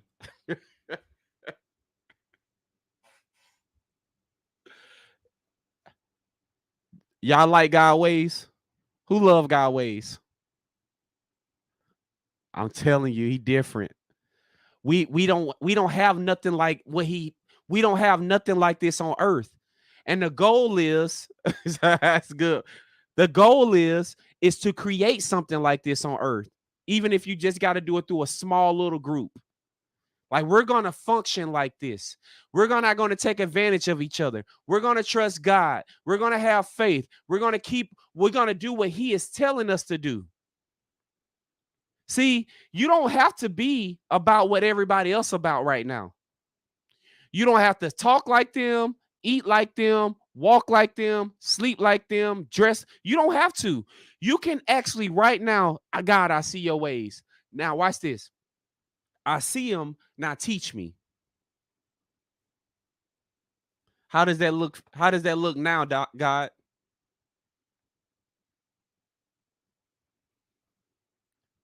That's right, Elisha. All right. I will send you such a blessing in the 6th year that the land will yield enough for 3 years. While you plant during the what? 8th year. You will eat from the old crop and will continue to eat from it until the harvest of the 9th year comes in. Y'all see that? The land must not be sold what? Permanently. Because the land is mine, and you reside in my land as foreigners and strangers. Throughout the land that you hold as a possession, you must provide for the redemption of the land. Watch this. This is how deep God's love is for all of us. And so if you're right now, if you're in slave labor and you're dealing with, you know what I'm saying, being a system slave and things like, if you're dealing with these things, take heart because God is watching. He got you, whether it's now or in the very end. If one of your fellow Israelites becomes poor and sells some of their property, their nearest relatives is to come and redeem what they have sold. If, however, there is no one to redeem it for them, but later on they prosper and acquire sufficient means to redeem it themselves, they are to determine the value for the year since they sold it and refund the balance to the one whom they sold it. They can go back to their own property. I need to say something right now. Does God want us to mature in the faith? Right? Absolutely. So Yeah. just because you went bankrupt one year, right? Does God want you to learn why you went bankrupt, change your ways, so now that you can be in a position? Are you huh? Yeah. Is that how God wants you to operate? Yeah. Why do we get comfortable staying bankrupt all the time forever? Why don't we mature to the next place? You know why? Because the system did a very good job by setting this up. That's why. Look, if you in a country, see, a lot of other countries, you're forced to not be lazy. In other countries, you're forced to get up and get it. I remember when I went to a third world country, I'm seeing 70 and 80-year-old people out there grinding, selling fruit on the street, whatever they had to do. When you are in a place where you are allowed to be lazy, all right, everybody can hear me? I'm going to ask this question. How in this society, in this land, are we allowed to be lazy? What are ways? Give me a few. Welfare, okay. What else? SSI, all right. Retirement. Medicare. Unemployment. Uber Eats. Somebody say Uber Eats. Yo, if that's set up for me, why do I need to manage and mature? Who can hear me? Did we just read what God said? If someone becomes poor, sell some of their property, but then later on they prosper and acquire. Are y'all getting it? What is God's intent? For you to stay with the same mentality that you met him with? I'm about to go deeper. What relationship, what marriage do you want someone to stay in the same mentality? Just say y'all got married at 18 and y'all was immature. Don't over time y'all mature and grow and huh? Yeah. Supposed to. So why would we have a same mentality as when I met God? I'm still that way. Who can hear me? See, you have a double whammy when you've been given everything. That's called a double whammy. Parents, do you want your children to depend on you their whole life? Or do you want them to mature, grow up, manage, blah, blah, blah? Which one you would like? Please mature and grow up and move out. And get out.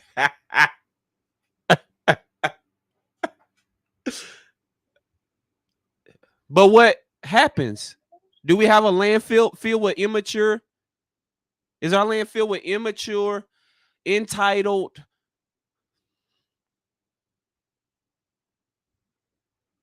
No. Y'all see, y'all getting God's ways now?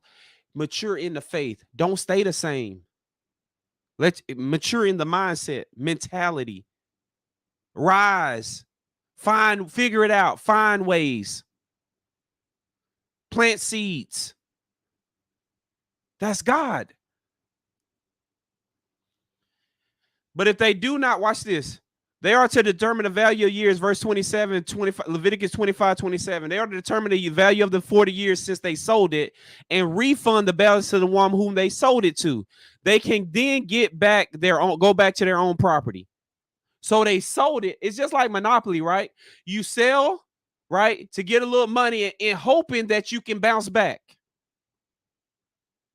Is that right? That's you sell in hopes that you bounce back. Because you're selling because, dang, I made some horrible decisions. Now I've learned. Oh, I've learned. Right? Oh, I've learned. And then you bounce back with what you sold and say, oh, boom, boom, boom, boom, I got it together. Now go get your property back because you figured it out.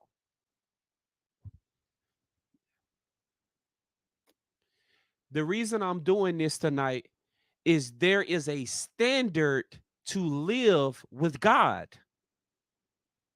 Whether you're serving, giving, prophesying, teaching, pastoring, it don't matter. There is a standard that he wants. You cannot disciple nobody.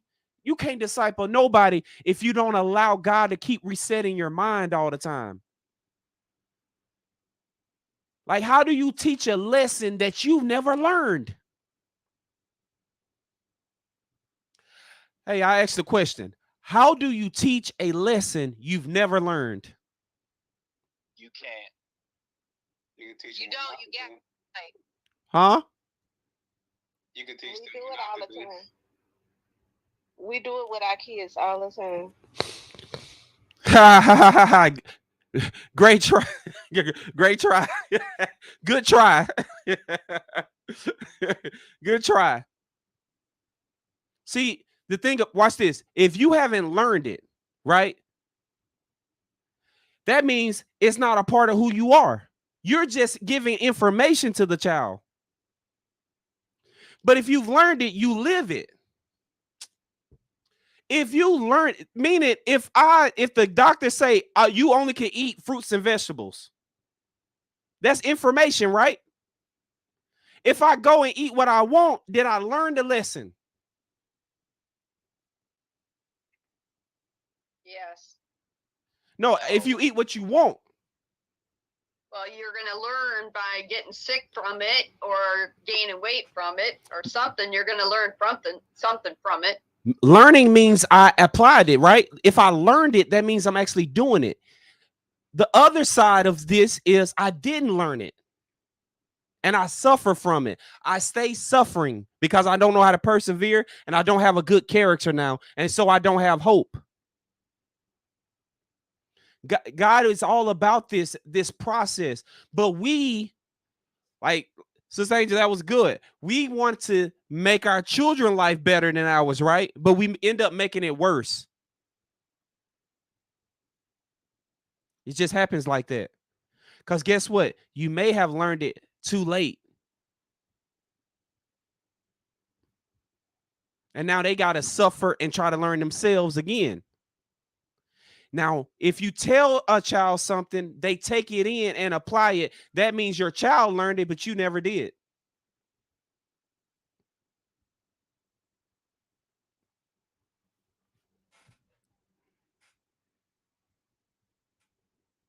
All right. I'm going to start shutting down. I'm going to go back to Ezekiel now. Now we're going to go back to Ezekiel.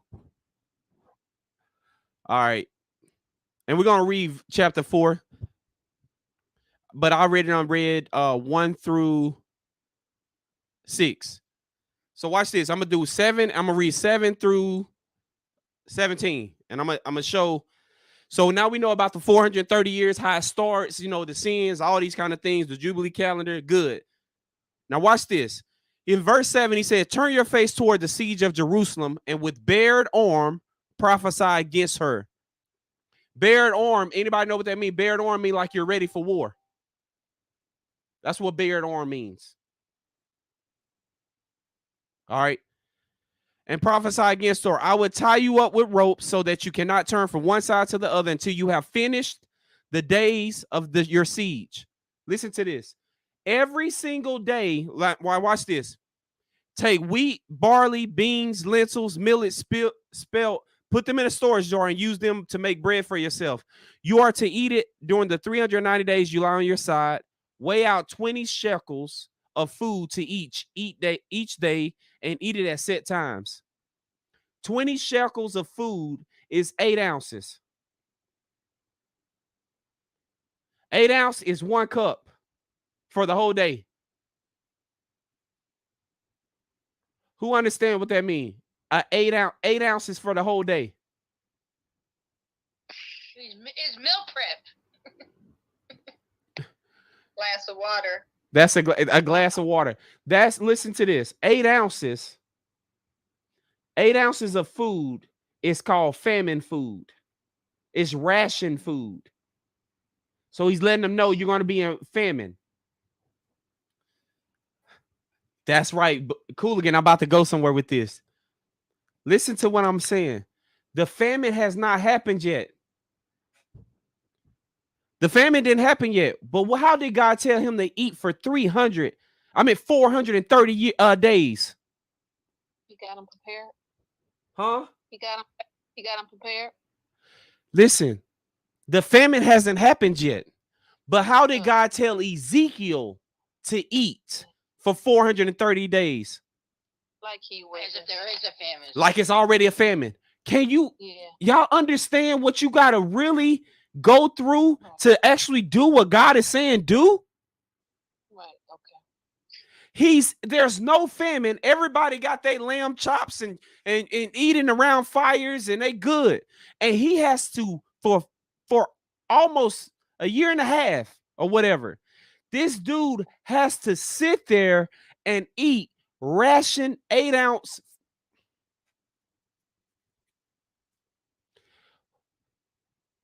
Jesus learned obedience from what he suffered. We do everything not to suffer. God told Ezekiel. Now watch this. Who want to be a watchman like Ezekiel?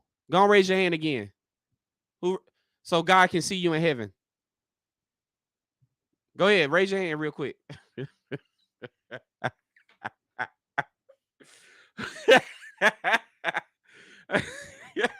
Nobody raised bruh.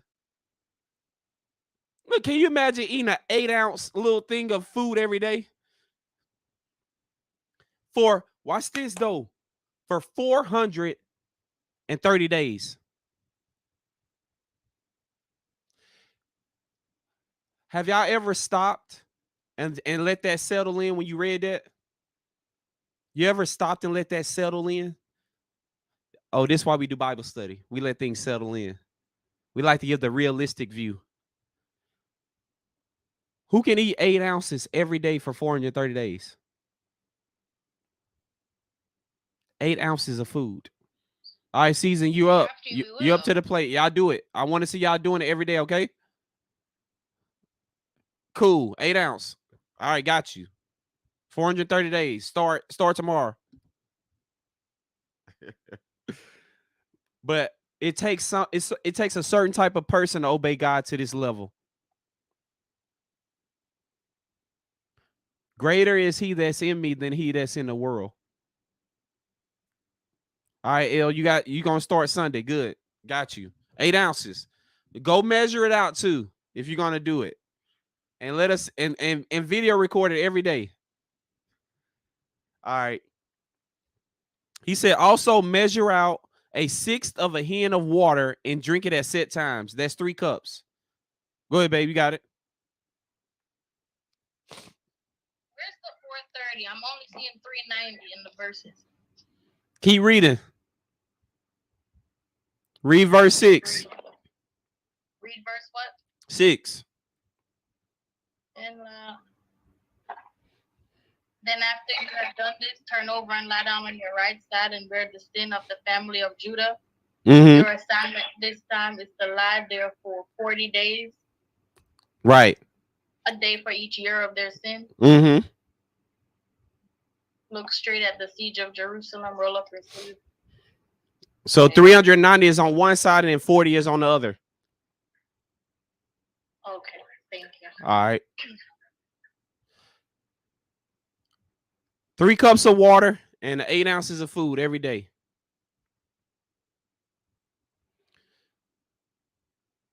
All right, I'm going to finish reading 12 through 17. We're going to start to shut it down. All right. Eat the food as you would a loaf of barley bread, bake it in the sight of people using human excrement for food. The Lord said, in this way, the people of Israel will eat defiled food among the nations where I will drive them. Then I said, not so, sovereign Lord. I have never defiled myself. From my youth until now, I have never eaten anything found dead or torn by wild animals. No impure meat has ever entered my mouth. Very well, he said. I will let you bake your bread over cow dung instead of human excrement. He then said to me, Son of man, I am about to cut off the food supply in Jerusalem.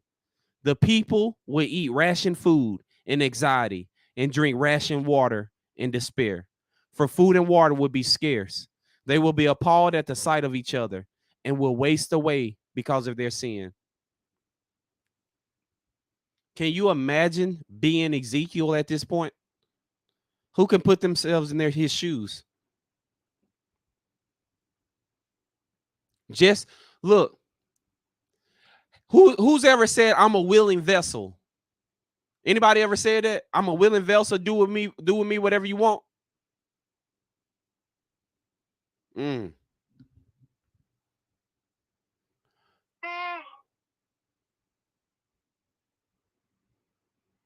Who want to be used this way?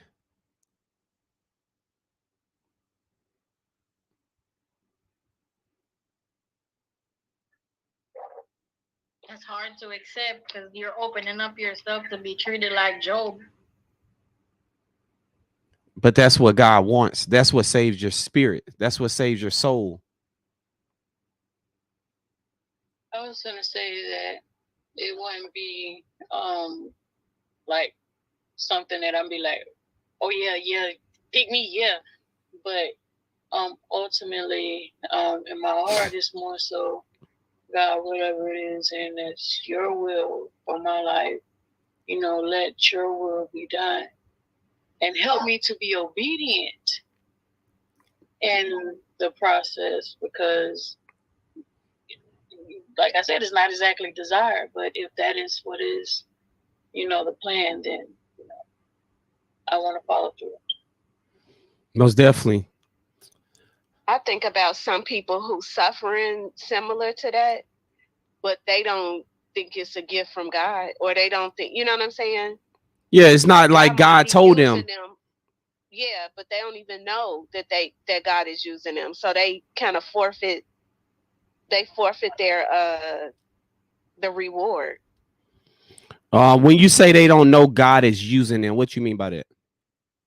I mean, so say somebody going through something, like you say, God out, you in the church, you a believer, whatever you doing, and you tell God that you're willing, but when he put the affliction on you, or he put you through the test, you fail because you think he cursing you, instead of falling back on remembering your request to him.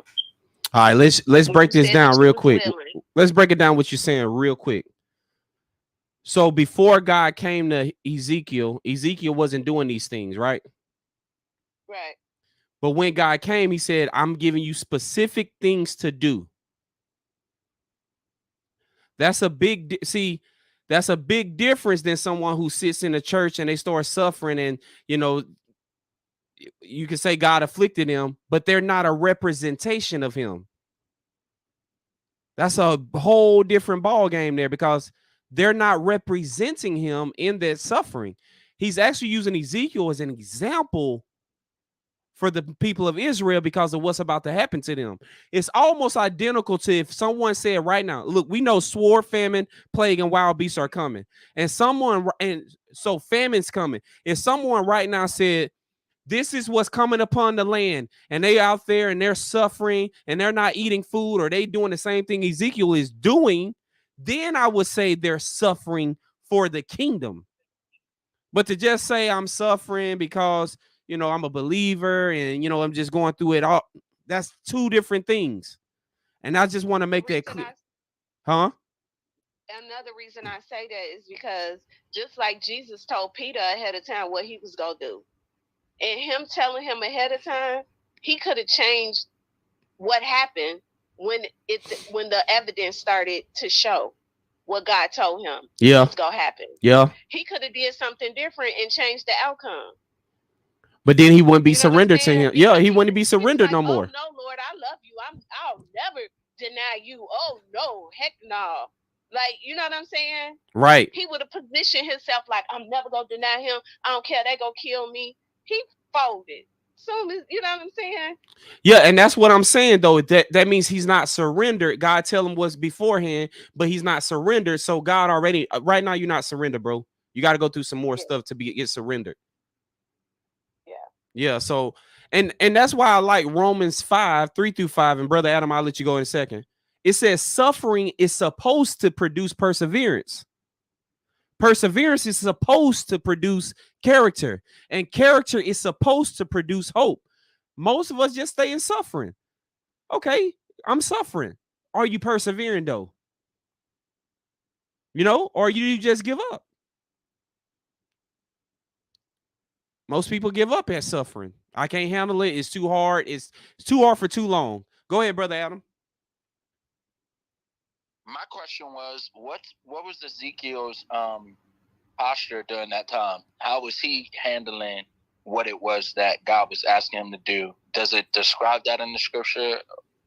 Yeah.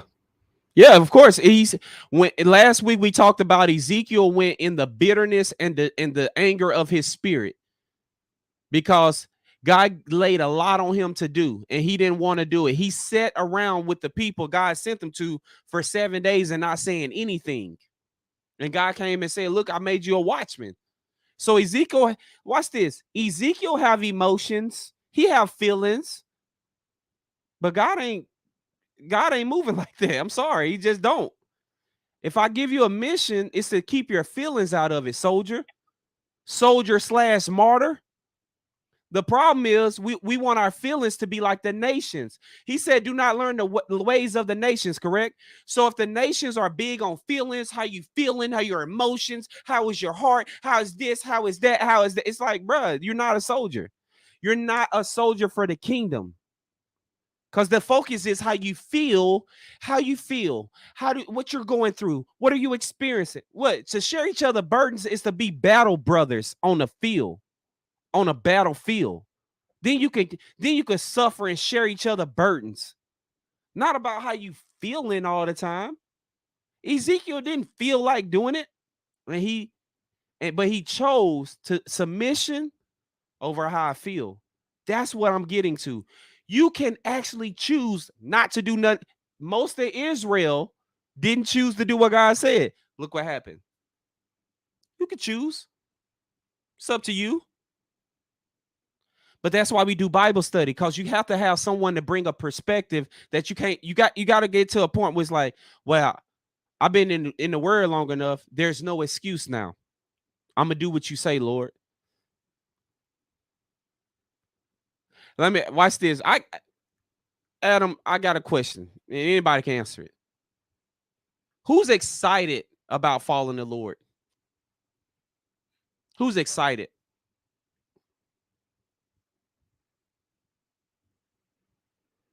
I'm excited about what new things I'm gonna discover and learn about God. So I'm excited, but I'm preparing myself for what it's gonna be like to do this, because I know it's not gonna feel great. I'm at peace. You at peace? I'm at peace. I ain't excited. Praise God. Adam, I love where you at, bro. You're gonna learn so much because of that's where you at. He said, the Lord said, I'm looking down from heaven to see if there's anyone who even cares to understand how I am, who understand me, who even cares. No one in the Bible, no one was excited when the Lord came and gave them their marching orders.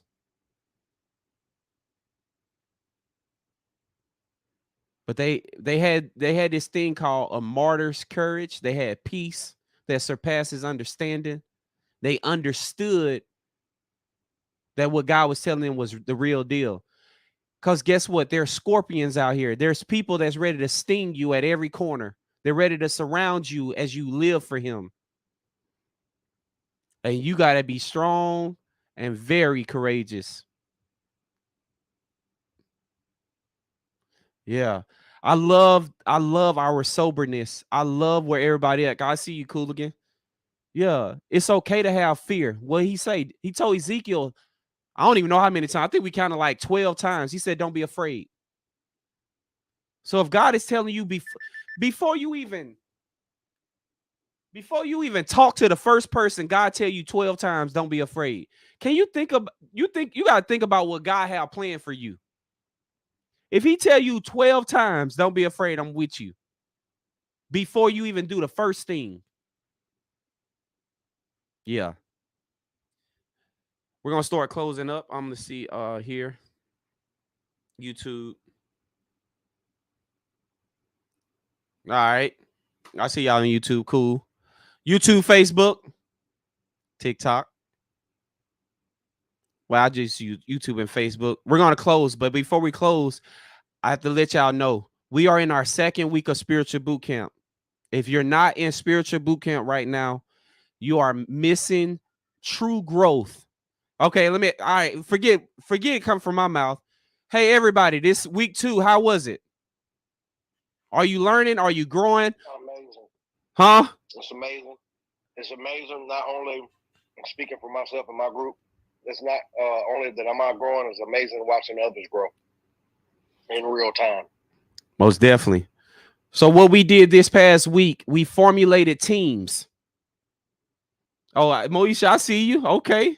True growth. Look at Cooligan. Cooligan in there. Look, I'm telling you, if you're not on our spiritual boot camp right now, I'm telling you, you should get on it. We're gonna do, I don't know how long it's gonna go, but I guarantee you will grow because you're gonna what's supposed to happen. I'm gonna tell y'all, you're supposed to be frustrated. It's supposed to be hard. It's supposed to not feel good. You're supposed to not agree with the parable, with everybody's parable. Now, if all I'm good, say, hey, we're going to use all these parables at some point. But if it's not good, no, we're not doing that. Your feelings are supposed to get hurt. Let me ask y'all something. Do people's feelings get hurt at boot camp? Yes. And the immature people, when their feelings get hurt at boot camp, what do? Say it again, Caesar. What they do? They quit. Ring that bell. Yeah, ring the bell.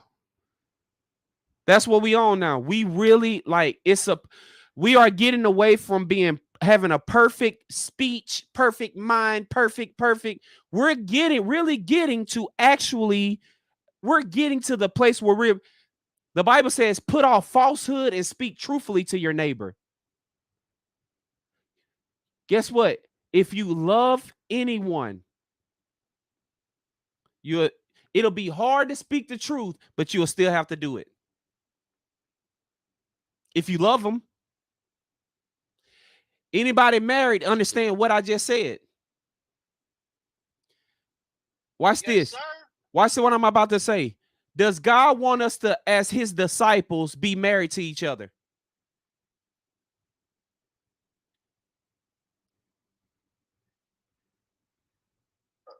No, he wants us to be married to him, right? As his disciples, does God want us to be married to each other? No, not each other. He wants us to be one. What is oneness? With him, right? Married. Who do he say he want to be one? We are the body. Huh? Mm-hmm. He said, I wish that you guys would be what? One as we are. As who? Me and my Father, Son, and the Holy Spirit. So, as disciples, do God want us to function like we're married? Yes. Do you look, a lot of people, watch this. They don't even say the real stuff in public that they say to their spouse, right? Huh? Yeah. But what does God want? Hey, in front of all the disciples, be like, look here, Peter, man, look, the devil want to use you, bruh. Y'all got to understand, this is to mature us. This is to mature us, to get checked. To look, if your flesh gets rubbed the wrong way, it is good. That means you are being convicted. That means you are being humiliated. That means you are being made new. You are being mature, made mature. You are being sharpened as iron sharpens iron. It's hot, it's gritty. So one man sharpens another.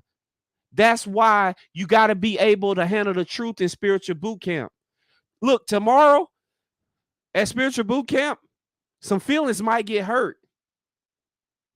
Come ready. If you did, look, if you're leading, your comrades might hurt your feelings. Possibly. I don't know. Depends on the type of leader you are. You kind of get what I'm saying?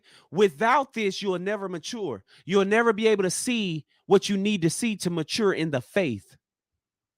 So without what we're doing, we can't mature, y'all. The way Ezekiel matured was 430 days, tied up at set times in the day, eating ration food, being humiliated. That's how this happens. And guess what? After those 430 days, he was able to keep going. Because it's like, I'm dead now. Everybody know I'm the kook. Everybody know I'm the maniac. Everybody know I'm crazy. I'm dead now. 430 days of sitting there losing weight. Probably got loose skin or something. Who knows what's going on with Buddy? Who knows? It's just, that's what it is. He's eating 8 ounces of food every day. He's been humiliated. He's tied up. So guess what? Now going forward, I can handle the easy stuff. Anything you tell me now, bro, it is what it is. I'm out here now. You ain't never heard nobody say that I'm all the way out here now. I'm 10 toes now. It's like, it's whatever. But they do it for the world. Ezekiel became like that with the Lord. I'm already out here now. Like, what else? How else can I be humiliated? All right. Look, tomorrow, like I said, we're going to start to shut down. Spiritual boot camp. If you're not, go to our Be Strong and Courageous Patreon. Search Be Strong and Courageous. Sign up. We are continuing a spiritual boot camp until the Lord tell us to stop. I don't know when he's going to say stop, but it's all about personal growth. Y'all heard what I said? No, it ain't about personal growth. It's about kingdom growth. It ain't about you. It's about growing in the kingdom. But you will grow on your on a personal level too. But you got to be able to handle whatever it is God need to say to you through others. All right, YouTube, Facebook, I'm gonna shut y'all down. Also, if you want the Jubilee calendar one more time, please send me an email, jimstheartist@gmail.com, and I'll get you the Jubilee calendar. I remember. I got you. All right, I'm going to shut down YouTube and Facebook. I'm going to get out of here. Y'all enjoy the rest of y'all night. Peace, grace, and love. Spend a lot of time with God, little time with yourself, and be on Spiritual Boot Camp tomorrow to get challenged. All right.